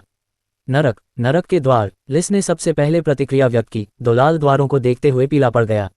वे सरनियां, नरक की सरनियां हैं। वास्तव में लिस, तुम्हें कुछ ज्ञान है। अब देखो, केवल नरक सरनी के नारकीय कोर को तोड़कर ही कोई सरनी को सही मायने में तोड़ सकता है। अब तुम्हें पता है कि मैंने तुमसे क्यों कहा था कि परिणाम पहले से ही तय था। राजीव मेहरा, तुम एक बहुत अच्छे कीमियागर हो, लेकिन दुर्भाग्य से तुम उतने शक्तिशाली नहीं हो जितने कीमिया के क्षेत्र में तुम प्रतिभाशाली हो। 9वीं रैंक के महान जादूगर के रूप में नरक के द्वार पर हमला करना खुद को मारने से अलग नहीं है। हार मानने के लिए अभी भी समय है। हालांकि तुम लूट की प्राथमिकता खो दोगे, लेकिन तुम अपना जीवन बचा लोगे। मेहरा, यहां तक कि लिस ने भी फ्रैन की बातों का खंडन करने की हिम्मत नहीं की। वह केवल चिंता से आरव मेहरा को देख सकता था। नरक द्वार कोई मजाक नहीं था। कोई नहीं जानता था कि इसके भीतर कितने शक्तिशाली नारकीय जीव रहते होंगे। यहां तक कि एक महाजादूगर भी यह कहने की हिम्मत नहीं करेगा कि वह बिना किसी चोट के बच सकता है। हालांकि मेहरा बहुत शक्तिशाली था, लेकिन नरक द्वार पर हमला करना मौत को आमंत्रित करने से अलग नहीं था। हाय मैच फ्रैन, तुम्हें अपने बारे में चिंता करनी चाहिए। इतनी जल्दी जश्न मत मनाओ। आरव मेहरा ये शब्द कहने के बाद हेल गेट में चले गए। हाँ, हम देखेंगे कि कौन इतनी जल्दी जश्न मना रहा है। फ्रैन ने गायब होने से पहले ठंडी सांस ली। हेल गेट वास्तव में आर्कमेज के लिए भी खतरनाक था, लेकिन वह कोई साधारण आर्कमेज नहीं था। जब उसके पास क्रिस्टल स्केल्स थे, तो हेल गेट क्या मामूली था। अध्याय 237। दोनों के नर्क के द्वार में प्रवेश करने के बाद अचानक खजाने में खून की तेज गंध आने लगी। बढ़ते हुए मानस उतार चढ़ाव के साथ साथ दहाड़ और गुर्राहटें गूंजने लगी, और नर्क के द्वारों की टिमटिमाती रोशनी से सभी ने अंदर के भयावह नारकीय जीवों को देखा। लपटों और खून से बने शैतान, मुंह से गाढ़ा धुआं उगलते युवा राक्षस, बदसूरत और भयावह यक्ष। उन्हें बस दुष्ट आत्माओं और भूतों का एक समुद्र दिखाई दे रहा था। कोई नहीं जानता था कि नर्क के वे द्वार नर्क के किस कोने से जुड़े थे, लेकिन इन जीवों को देखकर ही सभी को पता चल गया था कि यह कोई आसान लड़ाई नहीं होगी। सबसे कम दुष्ट आत्मा भी कम से कम 20 स्तर की थी, लेकिन अब उनमें से दर्जनों थे। बिखरे हुए किशोर राक्षसों और यक्षों का तो कहना ही क्या, साथ ही सेरबेरस और नर्क के घोड़े भी दिखाई दे रहे थे। यहाँ तक कि एक आर्कमेज भी उन परिस्थितियों में जीवित नहीं रह सकता था। लेकिन कोई भी दो नर्क द्वारों के भीतर की सटीक स्थिति नहीं बता सकता था, इसलिए वे केवल बाहर चिंता कर सकते थे, परिणाम की प्रतीक्षा कर सकते थे। समय बीतता गया, दूसरों को बहुत धीमा लग रहा था। संयुक्त अन्वेषण दल के 20 सदस्यों में से किसी ने भी कुछ नहीं कहा। उनकी सांसों और दिल की धड़कनों के अलावा कुछ भी सुनाई नहीं दे रहा था। वे सभी उत्सुकता से प्रतीक्षा कर रहे थे। उन्हें नहीं पता था कि वे कब से इंतजार कर रहे थे, यह 1 घंटा या शायद 2 घंटे हो सकता था। लेकिन इस दमघोंटू प्रतीक्षा ने उन्हें अपना दिमाग खो दिया। लिस को सबसे पहले पता चला कि नर्क द्वारों में से एक अचानक टिमटिमा रहा था। फिर वह जम गया। उसे अपने दिल में डूबने जैसा एहसास हुआ। फ्रैन नर्क द्वार से बाहर चला गया। ये खत्म हो गया है, ये फ्रैन है। फ्रैन के आर्कमेज बनने के बाद आरव मेहरा अब उसका मुकाबला नहीं कर सकता था। अपनी अथाह शक्ति के बावजूद जब उसका सामना एक वास्तविक महापुरुष से हुआ तो वह वास्तव में जीत नहीं सका। हालांकि उसने खुद को कुछ हद तक तैयार कर लिया था, लेकिन फ्रैन को अकेले ही नर्क के द्वार से बाहर निकलते देखना बहुत निराशाजनक था। फ्रैन ने वास्तव में जीत हासिल की। फ्रान लूट की प्राथमिकता पर संघर्ष का अंतिम विजेता था। मास्टर अल्केमिस्ट बनने के बाद यह पहली बार था जब उसने खुद को इतना शक्तिशाली महसूस किया। जबरदस्ती अपना सिर हिलाने के बाद लिस धीरे धीरे आगे बढ़ा। लेकिन जैसे ही लिस बोलने वाला था, दूसरा नर्क द्वार चमक उठा। इसके बाद आरव मेहरा नर्क द्वार से बाहर निकलते हुए एक दयनीय आकृति बनाता हुआ दिखाई दिया। उच्च जादूगर फ्रैन, आपने मुझे जीतने दिया। जब लिस ने यह सुना तो उसका दिमाग हिल गया। यह क्या था? क्या फ्रैन नर्क द्वार से बाहर नहीं आया? रुको, कुछ गड़बड़ होनी चाहिए। लिस ने फ्रैन को देखने के लिए अपनी आंखें ऊपर उठाने से पहले खुद को संभाला। उस समय लिस को अचानक एहसास हुआ कि फ्रैन बहुत अच्छा नहीं लग रहा था। फ्रैन ने सबसे पहले हेलगेट छोड़ा था और भले ही उसने सभी का उपहास करने के लिए कुछ भी न कहा हो, फिर भी उसके चेहरे पर विजेता की तरह घमंडी मुस्कान होगी। लेकिन फ्रैन का चेहरा पीला पड़ गया था, खास तौर पर जब मेहरा हेलगेट से बाहर निकला और फ्रैन को उसे जीतने देने के लिए धन्यवाद दिया तो फ्रैन ने बिल्कुल एक बिल्ली की तरह व्यवहार किया जिसकी पूंछ पर कोई पैर रख रहा था और वह सीधा खड़ा होकर चिल्लाया, राजीव मेहरा, तुम धोखेबाज हो। हाय मैच फ्रैन, तुम बकवास नहीं कर सकते। तुम इतने सारे लोगों के सामने मुझ पर धोखा देने का आरोप लगा रहे हो। आरव मेहरा ने ठंडे स्वर में कहा, अगर तुम कहते हो कि तुमने धोखा नहीं दिया तो मेरे हेल गेट में हेल कोर क्यों नहीं था? पीला फ्रैन वहीं खड़ा रहा, एक उंगली से आरव मेहरा की ओर इशारा करते हुए कांप रहा था। इस आदान प्रदान से लिस को आखिरकार कुछ समझ में आया कि क्या हुआ था। ये पता चला कि फ्रैन, जिसने सबसे पहले हेल गेट छोड़ा था, ने वास्तव में इसे नष्ट नहीं किया था। ऐसा लगता है कि फ्रैन ने हेल गेट में प्रवेश करने के बाद हेल कोर को कभी नहीं पाया। दूसरे शब्दों में, फ्रैन एक जंगली हंस का पीछा करने चला गया। लेकिन हेल गेट में कोई कोर कैसे नहीं हो सकता? एक मास्टर अल्केमिस्ट के रूप में, हालांकि लिस ने हेल गेट्स को नहीं समझा था, फिर भी उसे आर्टिसन रैनकेरे की कुछ समझ थी। तथाकथित हेल गेट ने वास्तव में हेल के एक क्षेत्र को काटने के लिए एक सरनी के बल को उधार लिया था और उस क्षेत्र के भीतर के जीव सरनी के स्रोत के रक्षक बन जाते थे। और यह सब हेल कोर के माध्यम से पूरा किया गया था। कुछ हद तक हेल कोर एक मान स्रोत और सरनी का वास्तविक कोर दोनों था। यहाँ तक कि एक प्रशिक्षु अल्केमिस्ट जिसने अभी अभी उस रास्ते पर चलना शुरू किया था, वह भी इस तथ्य जैसी बुनियादी बात जानता था कि हेल कोर के बिना हेल एरे काम करना बंद कर देगा। फ्रैन इसे खोजने में कैसे विफल हो सकता है? लिसी एकमात्र व्यक्ति नहीं था जिसने ये सवाल पूछा था, क्योंकि फ्रैन भी समझना चाहता था। इसलिए फ्रैन ने तुरंत फैसला किया, नहीं, ये गिनती में नहीं आता। जब ये शब्द निकले तो आरव मेहरा और लिस की बात तो दूर, पूरी संयुक्त अन्वेषण टीम चौंक गई। उस समय सभी ने फ्रैन को तिरस्कार से देखा और विलियम ने भी उपहासपूर्ण ढंग से नाक सिकोड़ी। यह इस हद तक था कि सुयास के चेहरे पर भी शिकन आ गई। ये वास्तव में हमारी प्रतिष्ठा को धूमिल कर रहा है। मर्करी टॉवर के एक सम्मानित शिष्य ने यह स्वीकार करने से इनकार कर दिया कि उसने सबके सामने एक शर्त खो दी है। अगर यह बात सामने आती तो फ्रैन की हरकतों से मर्करी टॉवर की प्रतिष्ठा पूरी तरह से बर्बाद हो जाती। अगर मैं कहता हूं कि यह गिनती में नहीं आता तो यह गिनती में नहीं आता। फ्रैन को दूसरों की निगाहों की परवाह नहीं थी। उसने बस एक पागल जुआरी की तरह अपनी 2 लाल आंखें खोलीं। उसने दोनों हाथों को हिलाते हुए जोर से चिल्लाया, राजीव मेहरा, तुमने जरूर कोई चाल चली होगी, अन्यथा हेल गेट के भीतर हेल कोर कैसे नहीं हो सकता? हाई मैच फ्रैन, कुछ ज्यादा ही हो रहा है। आरव मेहरा ने अपनी नाक खुजाई और फ्रैन को देखा, फिर सुयास को देखा। उसे समझ नहीं आया। वे दोनों नोलन के शिष्य थे और दोनों ही मर्करी टॉवर से आए थे, तो उनके बीच इतना बड़ा अंतर कैसे हो सकता है? हालांकि सुयास बहुत घमंडी था और मर्करी टॉवर के फायदे के लिए बेईमानी करने को तैयार था, लेकिन उसकी एक खूबी तारीफ के काबिल थी, वही है कि वह हार को स्वीकार करना जानता था। फ्रैन बिल्कुल इसके विपरीत था। सच तो जानते हो राजीव मेहरा, मैंने अपनी जादुई सामग्री पहले ही तय कर ली है। चूंकि तुम नियमों का पालन नहीं करना चाहते और तुमने नर्क के द्वार में धोखाधड़ी का सहारा लिया, तो मेरे लिए भी नियमों का पालन न करना अजीब नहीं होगा। फ्रैन अब पीछे नहीं हट सकता था। वह लड़ाई जिसे वह आसानी से जीत सकता था, वास्तव में हार चुका था। लेकिन उसने उन जादुई सामग्रियों को छोड़ने से इनकार कर दिया। इसलिए फ्रैन के पास केवल एक ही विकल्प बचा था। जैसे ही उसने अपनी बात खत्म की, फ्रैन ने मंत्र पढ़ना शुरू कर दिया और एक आर्कमेज की असली शक्ति का प्रदर्शन किया। आसपास के सभी मैना को भयंकर रूप से खींचा गया, जिससे सभी को घुटन महसूस हुई। फिर फ्रैन ने अपना जादू का डंडा उठाया और बर्फीले और गर्म प्रभामंडलों की एक जोड़ी अरब मेहरा की ओर घूम रही थी। फ्रैन, तुम हिम्मत करो, लिस ने सबसे पहले प्रतिक्रिया की। उसका जादू का डंडा पहले से ही चल रहा था क्योंकि एक रूनिक शील्ड बन गई थी। लेकिन उसकी रूनिक शील्ड एक आर्कमेज की शक्ति का मुकाबला कैसे कर सकती थी? भले ही लिस दशकों से प्रसिद्ध था और थाउजेंड साल सिटी में सोलोमन के साथ कंधे से कंधा मिलाकर खड़ा हो सकता था, फिर भी वह एक आर्कमेज के सामने कमजोर था। बर्फीले और गर्म प्रभामंडलों ने रूनिक शील्ड को वैसे ही टक्कर मारी जैसे वह दिखाई दे रही थी। केवल एक विस्फोट की आवाज़ सुनाई दी क्योंकि लिस को सीधे उड़ा दिया गया। जादुई सामग्रियों से भरी एक दर्जन संदूकों से टकराया और उनमें से काफ़ी कुछ गिर गए। लिस उनके नीचे दब गया। लिस, तुम मेरे खिलाफ कदम उठाने की हिम्मत कर रही हो? फ्रैन ने जुड़वां तत्व प्रभामंडल की विफलता के बाद व्यंग्य किया। अपने जादुई कर्मचारियों की एक झलक के साथ जादुई सामग्रियों के ढेर के भीतर एक अप्रतिरोध्य शक्ति प्रकट हुई और फिर लिस के चारों ओर कसकर लिपट गई। फिर लिस धीरे धीरे ढेर से बाहर निकला, धीरे धीरे हवा में ऊपर उठा। वह संघर्ष करना चाहता था, हवा के लिए लड़ना चाहता था, लेकिन अब जब वह उस अदृश्य भयावह जादुई शक्ति से खुद को अलग नहीं कर सकता था तो उसे लगा जैसे कोई बड़ा अदृश्य हाथ उसकी गर्दन को कसकर पकड़ रहा है। मैं अभी भी हमारी पिछली दोस्ती पर विचार करना चाहता था। फ्रैन अब बिल्कुल नए व्यक्ति की तरह था।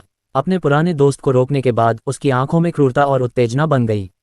लेकिन मुझे उम्मीद नहीं थी कि तुम राजीव मेहरा की ओर से मेरे खिलाफ कार्रवाई करोगे। बहुत बढ़िया, बहुत बढ़िया। चूंकि ऐसा ही है, इसलिए मुझे नरमी बरतने की जरूरत नहीं है। तुम अब मेरे लिए मर चुके हो। फ्रैन की जादुई छड़ी पर पकड़ धीरे धीरे मजबूत होती गई और लिस को सीमित करने वाला मैना भी बढ़ता गया। फ्रैन जानता था कि इस बिंदु पर केवल एक ही अंत था। वह पहले से ही संयुक्त अन्वेषण दल के बाकी सदस्यों के विपरीत दिशा में खड़ा था। अब वह केवल अपनी शक्ति का उपयोग करके थाउजेंड सल सिटी के देहाती लोगों को यह सिखा सकता था कि उन्हें कभी भी किसी आर्कमेज को नहीं भड़काना चाहिए। यहाँ तक कि थाउजेंड सल सिटी के अल्केमिस्ट गिल्ड के नेता को भी अपनी जान देकर इसकी कीमत चुकानी पड़ेगी। लेकिन कुछ सेकंड के बाद फ्रैन को लगा कि कुछ गड़बड़ है। उसने पहले ही मैना आउटपुट को सीमा तक बढ़ा दिया था, तो लिस अभी भी कैसे जीवित हो सकता है? नहीं, वह सिर्फ जीवित नहीं था, लिस की स्थिति बेहतर और बेहतर होती जा रही थी। वह अब संघर्ष नहीं कर रहा था और उसकी सांसें शांत हो रही थीं। क्या हो रहा है? फ्रैन की पहली प्रतिक्रिया ये सोचना था, क्या क्रिस्टल स्केल्स में कोई समस्या हो सकती है? क्या मेरी आर्कमेज स्तर की शक्ति मुझसे दूर हो गई है? बिल्कुल नहीं, यह असंभव है। फ्रैन ने तुरंत उस अनुमान को नकार दिया क्योंकि वह स्पष्ट रूप से महसूस कर सकता था कि उसकी शक्ति अभी भी आर्कमेज सीमा के भीतर थी। शक्ति की वह अभूतपूर्व भावना पहले से अलग नहीं थी। लेकिन क्यों? लिस क्यों नहीं मरी? धमाका! जब फ्रैन निर्णायक रूप से झिझक रहा था तो उसकी दृष्टि की रेखा के भीतर आग की एक गेंद बढ़ने लगी। भाड़ में जाओ, फ्लेम बर्स्ट! फ्रैन अपनी घबराहट से चौंक गया। इस समय उसने ऊपर देखा और पाया कि लिस अब उलझी हुई नहीं थी। अभी भी समझ में नहीं आ रहा था कि क्या हुआ था। उसने एक एलिमेंटल शील्ड डाली। यह एक आर्कमेज का सिग्नेचर डिफेंसिव स्पेल था। ये 4 तत्वों से बना था और चाहे हमला शारीरिक हो या जादुई, नज़दीकी हो या लंबी दूरी का, इसकी डिफेंसिव क्षमता आर्कमेज की रूनिक शील्ड की तुलना में शीर्ष पायदान पर थी। बाद वाला तुलना में एक बच्चे के खिलौने जैसा था। लेकिन फ्रैन ने यह नहीं सोचा था कि एलिमेंटल शील्ड जैसा लगभग अटूट स्पेल वास्तव में उस फ्लेम बर्स्ट के सामने कागज के टुकड़े जितना नाजुक होगा। फ्रैन को यह भी समझ में नहीं आया कि जब फ्लेम बर्स्ट एलिमेंटल शील्ड से गुजरा तो क्या हो रहा था। फिर ये फ्रैन की छाती में जोर से टकराया। ये बर्फीले और गर्म प्रभामंडलों से बहुत अलग था जो अभी कुछ समय पहले लिस पर गिरे थे। जैसे ही चमकदार लपटें उठीं, फ्रैन को लगा कि जैसे पतंग की डोरी टूट गई हो और वह कुछ दर्जन मीटर पीछे उड़ गया हो, फिर भी थोड़ा जल रहा हो। मैंने तुमसे कहा था, हाई मैच फ्रैन, तुम थोड़ा ज्यादा हो रहे हो। अध्याय 238। इस अचानक परिवर्तन ने सभी को चौंका दिया। सुयास से लेकर लिस तक, विलियम से लेकर शिवबन तक, संयुक्त अन्वेषण दल में सभी ने स्तब्ध होकर देखा जब उन्होंने देखा कि फ्रैन को टूटी पतंग की तरह उड़ा दिया गया और फिर एक धमाके के साथ दुर्घटनाग्रस्त हो गया, जिसकी गूंज सभी के दिलों में गूंज उठी। यह किसी ने नहीं सोचा था कि जिसे दूर भेजा गया वह आर्कमेज फ्रैन होगा। उसके पास आर्कमेज की शक्ति थी और यहाँ तक कि लिस, जो 9वीं रैंक का उच्च जादूगर था, भी जवाबी कार्रवाई करने में असमर्थ था। लेकिन अब उसकी एलिमेंटल शील्ड को एक फ्लेम बर्स्ट ने छेद दिया था और उस फ्लेम बर्स्ट को छोड़ने वाला एक 9वीं रैंक का महान जादूगर था। क्या हो रहा था? यह असंगत दृश्य बहुत चौंकाने वाला था। ये पहले से ही लापरवाही या दुश्मन को कम आंकने के लिए जिम्मेदार ठहराया जा सकता था।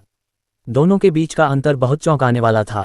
ये कहना अतिशयोक्ति नहीं होगी कि अगर कोई महापुरुष बिना जवाबी कार्रवाई के बस वहीं खड़ा रहे तो भी एक महान जादूगर के लिए उसे घायल करना बहुत मुश्किल होगा। सिर्फ मैना ही सैकड़ों से 1000 गुना बेहतर था। अकेले फ्रैन ने एलिमेंटल शील्ड मंत्र का इस्तेमाल किया था। आखिर ऐसा कैसे हुआ? ये बिल्कुल भी तर्कसंगत नहीं था। फिर भी किसी को भी उम्मीद नहीं थी कि इससे भी ज्यादा अतार्किक कुछ होगा। आरव मेहरा ने ठीक वैसे ही कदम बढ़ाया जैसे फ्रैन को उसके पैरों से गिरा दिया गया था। वह बिजली की तरह आगे बढ़ा।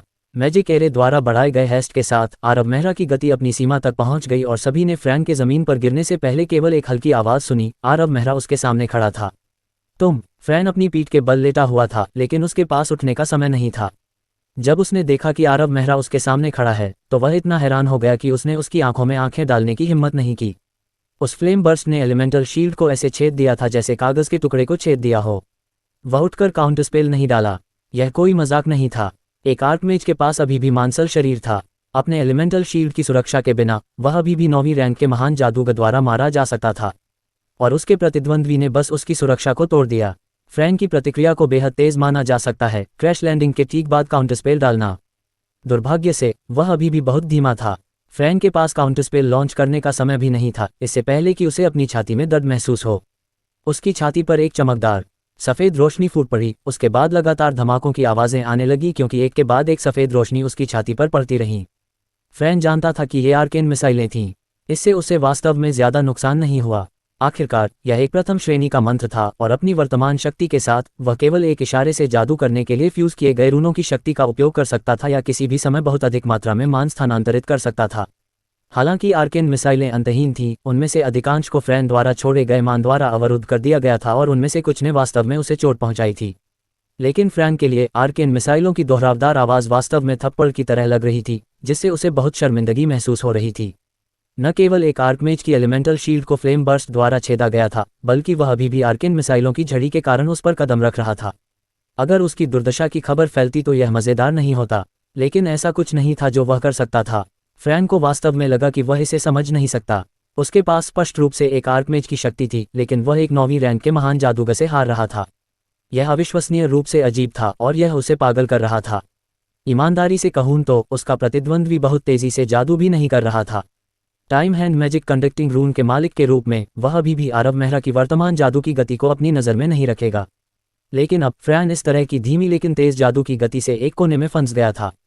वास्तव में आरव मेहरा अभी बहुत तेजी से जादू नहीं कर रहा था, लेकिन वह बहुत सटीक और प्रभावी था, जैसे कि उसने पहले से ही गणना कर ली थी कि सब कुछ कैसे होगा। उसका हर जादू फ्रैन की लय को तोड़ देता था और उसने फ्रैन को लगातार 4 बार जादू करने से रोकने के लिए मजबूर किया। ये किस तरह की अवधारणा थी?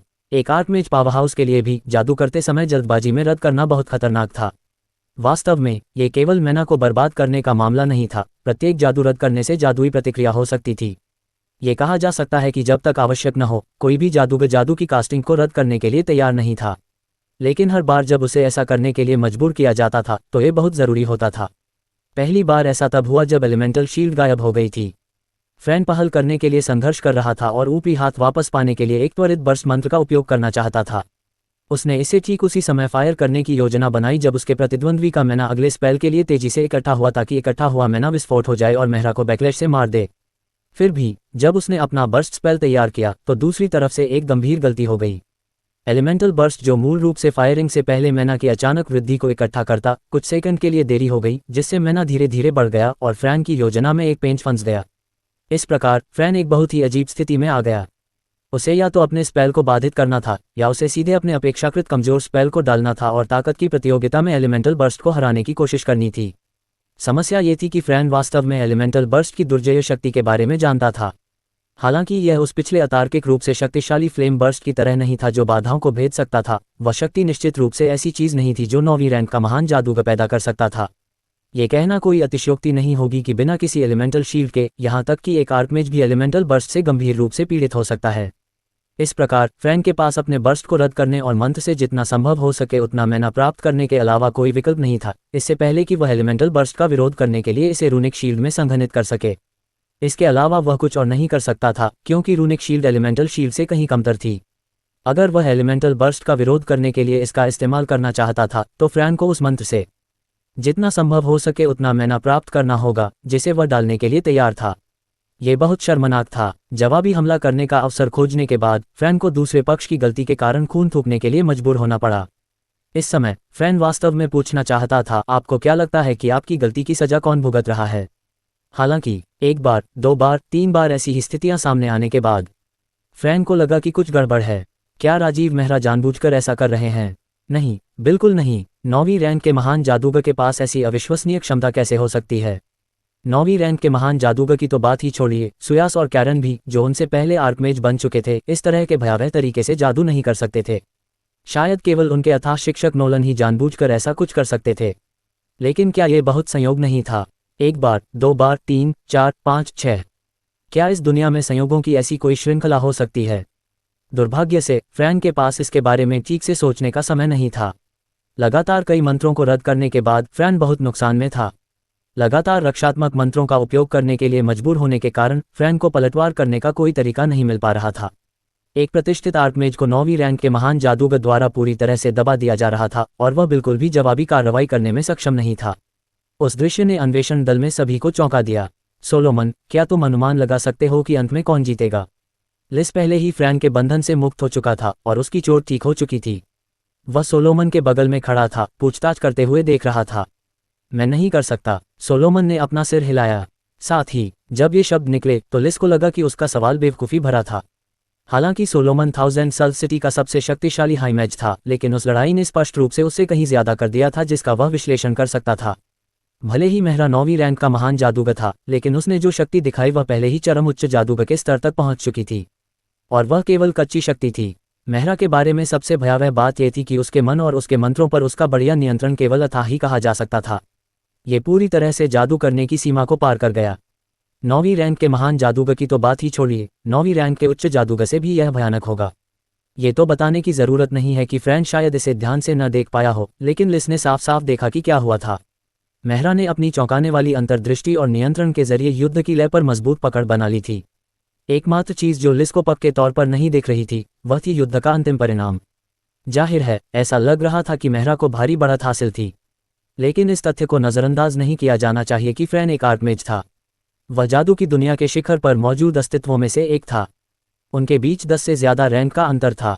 सामान्य परिस्थितियों में परिणाम घोषित करने के लिए लड़ने की जरूरत नहीं होती, लेकिन मेहरा के पूरी ताकत से लड़ने से लिस बहुत खुश हुई। बस ये वाकई बहुत हो गया। इस लड़ाई ने साबित कर दिया कि मेहरा में एक महापुरुष से लड़ने की ताकत थी। भले ही अब उसे फ्रैन या सुयास के हाथों हार का सामना करना पड़े, फिर भी उन्हें जादुई सामग्री चुनते समय मेहरा की प्रतिक्रिया पर विचार करना होगा। स्वाभाविक रूप से लिस के भीतर एक आवाज़ गूंज रही थी, क्या होगा अगर वह जीत जाए? लेकिन ये केवल उसके दिल में ही कहा जा सकता था। लिस जानती थी कि इस मुकाम तक पहुंचने के लिए थोड़ी किस्मत की ज़रूरत होती है। मेहरा ने एलिमेंटल शील्ड को तोड़ने और ऊपरी हाथ लेने के लिए पूरी तरह से उस अजीब फ्लेम बर्स्ट पर भरोसा किया था। लेकिन भले ही मेहरा ने इसके बारे में कुछ न कहा हो, लिस जानता था कि यह निश्चित रूप से ऐसा कुछ नहीं था जिसका वह अभी फिर से उपयोग कर सकता था। अन्यथा मेहरा अभी भी फ्रैन के साथ नहीं लड़ रहा होता, वह लड़ाई खत्म करने के लिए बस उन फ्लेम बर्स्ट में से कुछ का इस्तेमाल करता। अध्याय 239। बेशक लिस आरब मेहरा के प्रदर्शन से बहुत खुश थी। आखिरकार फ्रैन एक असली आर्कमेज थी। मेहरा कभी जोखिम नहीं लेता। जब लिस अपने विचारों में खोया हुआ था, सोलोमन ने बिना किसी जल्दबाजी के इसका उल्लेख किया। लिस ने इस बारे में सोचते हुए रुककर कहा, हाँ, मेहरा कभी जोखिम नहीं लेता। उसने जो कुछ देखा था उस पर ध्यान से विचार किया और महसूस किया कि यह वास्तव में तब से मामला था जब से वह कुछ महीने पहले होप पोशन पर सुनवाई के कारण उस युवा महान जादूगर के संपर्क में आया था। युवा महान जादूगर ने जो कुछ भी कहा, उसने जो भी मामला उठाया, वह सब बेतुका लगा, लेकिन बाद में सभी को हमेशा पता चलता कि निर्णय सावधानीपूर्वक विचार करने के बाद लिया गया था। उसे शायद ही कभी जोखिम लेते देखा गया था और उसके लिए हताशा में कुछ करना और भी असंभव था। क्या इस बार भी ऐसा ही होगा? लड़ाई अभी भी जारी थी और दोनों पक्ष एक ही मुद्रा में थे। एक हमला कर रहा था, एक बचाव कर रहा था। बस इतना ही बदला था कि फ्रैन जमीन से उठ गया था। लेकिन संयुक्त अन्वेषण दल में सुयास, सोलोमन और लिस जैसे अनुभवी जादूगर सभी जानते थे कि यह लड़ाई पहले ही अपने सबसे खतरनाक दौर में प्रवेश कर चुकी थी। हालांकि युवा महान जादूगर इस पूरे समय आक्रामक रहा था और उसे फायदा मिल रहा था, लेकिन वह वास्तव में एक पतली रस्सी पर चल रहा था। एक गलती उसे अथाह खाई में गिरा सकती थी। फ्रैन एक महामहिम था, इसलिए अगर उसे पलटवार करने का मौका मिलता तो वह आसानी से अपने प्रतिद्वंद्वी को धूल चटा सकता था। वास्तव में फ्रैन भी इसका इंतजार कर रहा था। फ्रैन के लिए इस लड़ाई का रास्ता काफी अप्रत्याशित था। उस अचानक फ्लेम बर्स्ट ने फ्रैन की लय को पूरी तरह से बर्बाद कर दिया और इसने फ्रैन की बची हुई प्रतिष्ठा को भी बर्बाद कर दिया, जिससे उसे एक निष्क्रिय पंचिंग बैग की तरह काम करने के लिए मजबूर होना पड़ा। लेकिन फ्रैन का मानना था कि यह स्थिति केवल अस्थायी होगी। एक आर्कमेज के रूप में वह 9वीं रैंक के महान जादूगर से कैसे दब सकता था? आर्कमेज की हर एक चाल में जबरदस्त मैना होगी। एक महान जादूगर आर्कमेज से कुछ आकस्मिक रूप से जारी किए गए मैना का विरोध करने में सक्षम नहीं होगा।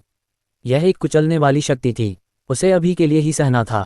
जब तक दूसरा पक्ष अंततः कोई गलती करता है तब तक वह लड़ाई की धारा को उलटने में सक्षम होगा और उसने जो कुछ भी सहा है उसे ब्याज सहित वापस कर सकेगा।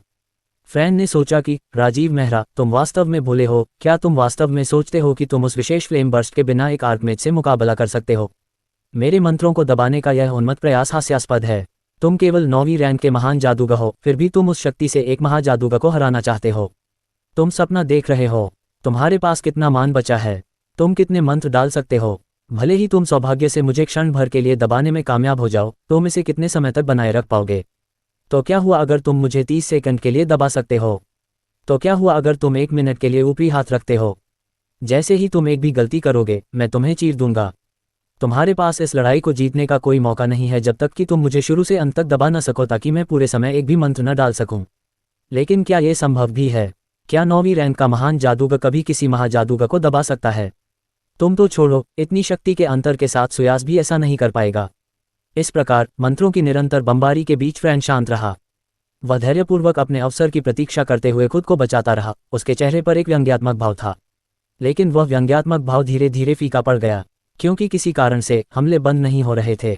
3 मिनट पहले ही बीत चुके थे, फिर भी दूसरे पक्ष ने अभी तक कोई गलती नहीं की थी। वह एक मशीन की तरह था, सटीक और कुशल। उसके सभी मंत्र किसी पाठ्यपुस्तक से आए हुए लग रहे थे, जिससे किसी के लिए भी कोई खामी ढूंढना असंभव हो गया। ये बहुत असहज महसूस हुआ। फ्रैन ने स्पष्ट रूप से देखा कि दूसरे पक्ष ने उसे नष्ट करने की कोशिश नहीं की। उसने केवल बुनियादी मंत्रों का उपयोग किया और मेटामैजिक का भी उपयोग नहीं किया। लेकिन ये सामान्य मंत्र एक के बाद एक आते रहे, जिससे फ्रैन को सांस लेने की जगह नहीं मिली। उसे लगा जैसे वह दलदल में गिर गया है, और जितना अधिक वह संघर्ष करता उतना ही वह डूबता जाता। फ्रैन घबरा गया। क्या हो रहा है? मैं निश्चित रूप से आर्कमेज दायरे में पहुंच गया हूं और वह व्यक्ति स्पष्ट रूप से केवल 9वीं रैंक का महान जादूगर है, तो ये लड़ाई इतनी कठिन क्यों लगती है? क्या मैं हार जाऊंगा? फ्रैन के दिमाग में अचानक एक विचार कौंधा। ये पहली बार था जब उसे लगा कि वह ये लड़ाई हार सकता है। फ्रैन इस विचार से डर गया। मैं कैसे हार सकता हूं? उसने कभी नहीं सोचा था कि ऐसा हो सकता है। उसने कभी इसे युद्ध नहीं माना था। आर्कमेज और ग्रेट मैच के बीच लड़ाई को कौन युद्ध कहेगा? लेकिन अब फ्रैन को अचानक पता चल गया था कि वह वास्तव में हार सकता है, क्योंकि वह लड़ाई पहले से ही एक लय में प्रवेश कर चुकी थी जिसे फ्रैन तोड़ नहीं सकता था। त्रुटिहीन निरंतर दमन बंद नहीं हो रहा था और इसने उसे कोई मौका नहीं दिया। यह अब फ्रैन के लिए दूसरे पक्ष द्वारा अपने आक्रमण में गलती करने का इंतजार नहीं कर रहा था, बल्कि मेहरा फ्रैन के अपने बचाव में गलती करने का इंतजार कर रहा था। मैं क्या कर सकता हूँ? फ्रैन अचानक अपना धैर्य खो बैठा। वह उस लड़ाई को हारने के परिणामों को संभालने में सक्षम नहीं होगा। ये केवल लूट की प्राथमिकता का नुकसान नहीं होगा, इसमें एकमात्र चीज भी शामिल थी जिस पर फ्रैन निर्भर था, क्रिस्टल स्केल। ये कहना शायद ही कोई अतिशयोक्ति होगी कि अगर फ्रैन ये लड़ाई हार गया तो वह सब कुछ खो सकता है। नहीं, मैं इसे जारी नहीं रहने दे सकता। इस समय फ्रैन के पास अब अपने प्रतिद्वंद्वी की गलती का इंतजार करने का धैर्य नहीं था, और इस प्रकार उसने अंतिम प्रयास में फटने के लिए अपना सारा मैना इकट्ठा करना शुरू कर दिया।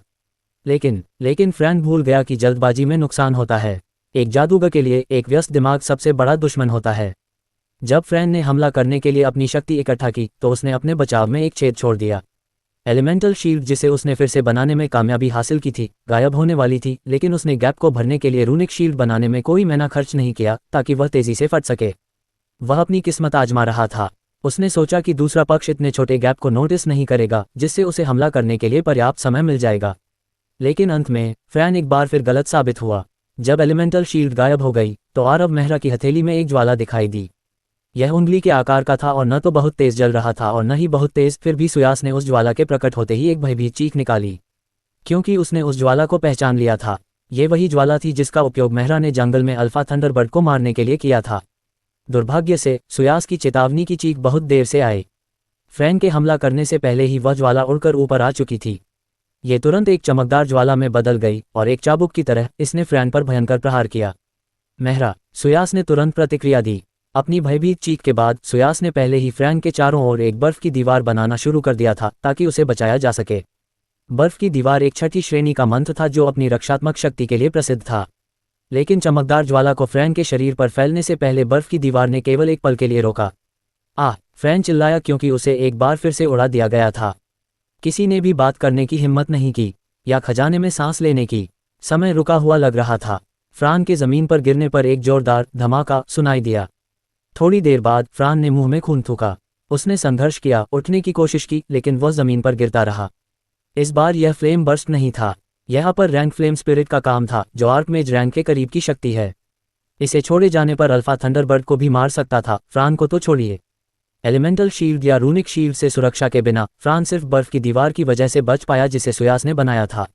उस बर्फ की दीवार ने अपर रैंक फ्लेम स्पिरिट की कम से कम आधी शक्ति को उसकी गति को कम करके सोख लिया था, जबकि फ्रान ने बाकी नुकसान को सीधे झेला। लेकिन फिर भी फ्रान ने लगभग अपनी जान गंवा दी। उसका लबादा पहले ही बेरसर्क मैना उतार चढ़ाव से फट चुका था और टुकड़े फ्रान के शरीर से लटक रहे थे। खून और धूल ने उसे दयनीय बना दिया था। उसका दाहिना कंधा और हाथ शक्तिहीन होकर नीचे लटक रहे थे, लगभग अपंग। High match फ्रैन। आरव मेहरा धीरे धीरे धूल और धुएं के बीच से फ्रैन की ओर बढ़े। उन्होंने अपनी जेब में हाथ डाला और 2 हेल कोर निकाले। क्या अब भी तुम्हें मुझे धोखेबाज कहने का मन कर रहा है? अध्याय 240। दो नर्क कोर। फ्रैन ने अपने पीले चेहरे से 2 नर्क कोर को देखा, जबकि सुयास उसके भावों को दोहरा रहा था। 2 नर्क कोर। नर्क द्वार के पीछे केवल एक नर्क कोर हो सकता है। ये सभी कीमियागरों के लिए सामान्य ज्ञान था। कोई भी कीमियागर कितना भी दुर्जय क्यों न हो, कीमिया के बारे में उसकी समझ कितनी भी गहरी क्यों न हो, यह ऐसी चीज थी जो अपरिवर्तनीय थी।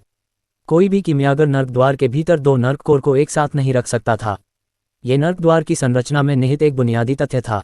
यदि इस संरचना को बदल दिया जाता तो नर्क द्वार सीधे ढह जाते और फिर बड़ी संख्या में जीव नोसेंट में घुस आते, जिससे आपदा पैदा होती। लेकिन मेहरा के पास स्पष्ट रूप से 2 नर्क कोर थे। इसका क्या मतलब था? क्या ऐसा हो सकता है कि फ्रैन को जो नर्क कोर नहीं मिल पाया वह मेहरा के हाथों में था? इस विचार ने सुयास को ठंड का एहसास कराया। अगर यह सच था तो यह बहुत भयावह था।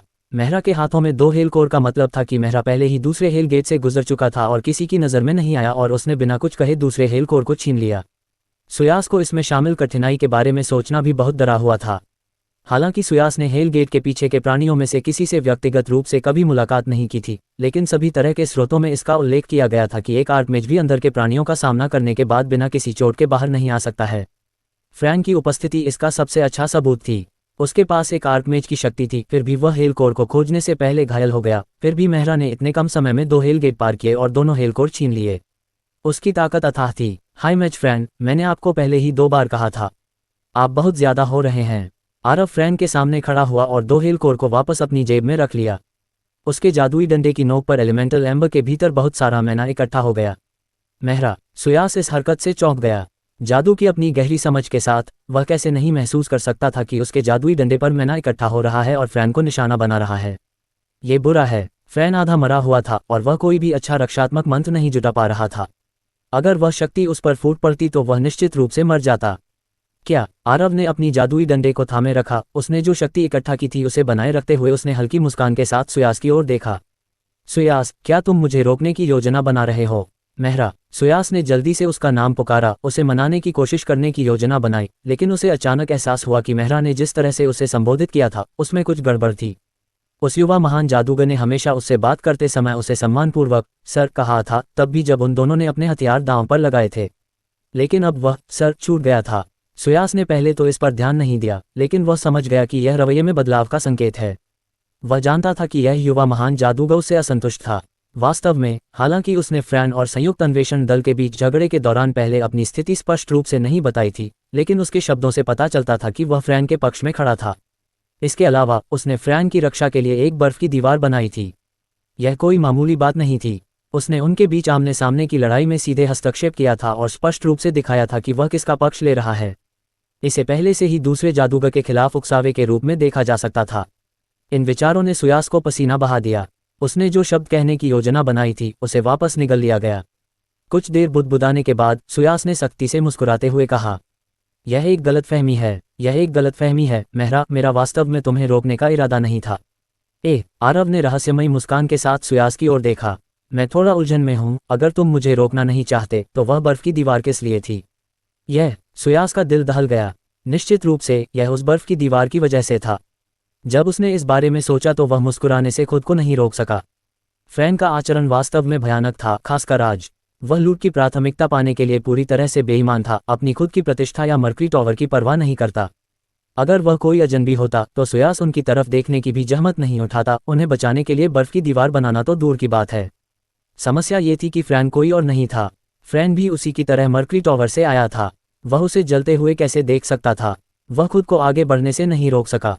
लेकिन सुयास जानता था कि चाहे ये कितना भी उचित क्यों न हो, उस युवा महान जादूगर को इससे कोई फर्क नहीं पड़ेगा। उसे फ्रैन के भाग्य की परवाह क्यों होगी? वह मर्करी टॉवर से नहीं था। किसी भी अन्य समय में सुयास फ्रैन को इस स्थिति से बाहर निकालने के लिए एक आर्कमेज के रूप में अपनी शक्ति का उपयोग कर सकता था, और भले ही जादुई सामग्रियों का वह समूह वापस न लिया जा सके, फिर भी सुयास फ्रैन को बचाने में सक्षम होता। लेकिन अभी की लड़ाई, साथ ही दो हेलकोर ने सुयास को इस विचार को खत्म करने पर मजबूर कर दिया। सुयास पहले से ही आश्वस्त था कि इस युवा महान जादूगर की ताकत आर्कमेज स्तर की थी, और उसके पास वह अजीब और अथाह ज्वाला भी थी। भले ही वह व्यक्तिगत रूप से कार्य करता, लेकिन वह शायद फ्रैन से बेहतर प्रदर्शन नहीं कर पाता। ये तो बताने की जरूरत ही नहीं कि संयुक्त अन्वेषण दल में दो शीर्ष उच्च जादूगरों के साथ साथ अनुभवी दिग्गज सासू और बेड्रैक भी थे। दोनों पक्षों की ताकत पहले ही उलझ चुकी थी। वह युवा महान जादूगर को मनाकर ही फ्रैन को बचा सकता था। ये सोचते ही सुयास ने खुद को विनम्र कर लिया। मेहरा, क्या तुम मेरी खातिर, मेरे शिक्षक नोलन की खातिर फ्रैन को एक मौका दे सकते हो? पहले तो सुयास सिर्फ अपनी प्रतिष्ठा का इस्तेमाल करना चाहता था, लेकिन उसे याद आया कि उस युवा महान जादूगर के सामने उसकी कोई प्रतिष्ठा नहीं थी, इसलिए उसने अपना वाक्य बदल दिया और अपने शिक्षक को जोड़ दिया। हाँ, आरव ने गंभीर रूप से ठहाका लगाया। ये सुनकर सुयास को दुख हुआ। उस युवा महान जादूगर के चरित्र के साथ उसे कुछ भी कहने की जरूरत नहीं थी। इस ठहाके ने पहले ही उसके संकल्प को दिखा दिया था। भले ही इस बार फ्रैन न मरे, लेकिन कम से कम उसे बहुत तकलीफ होगी।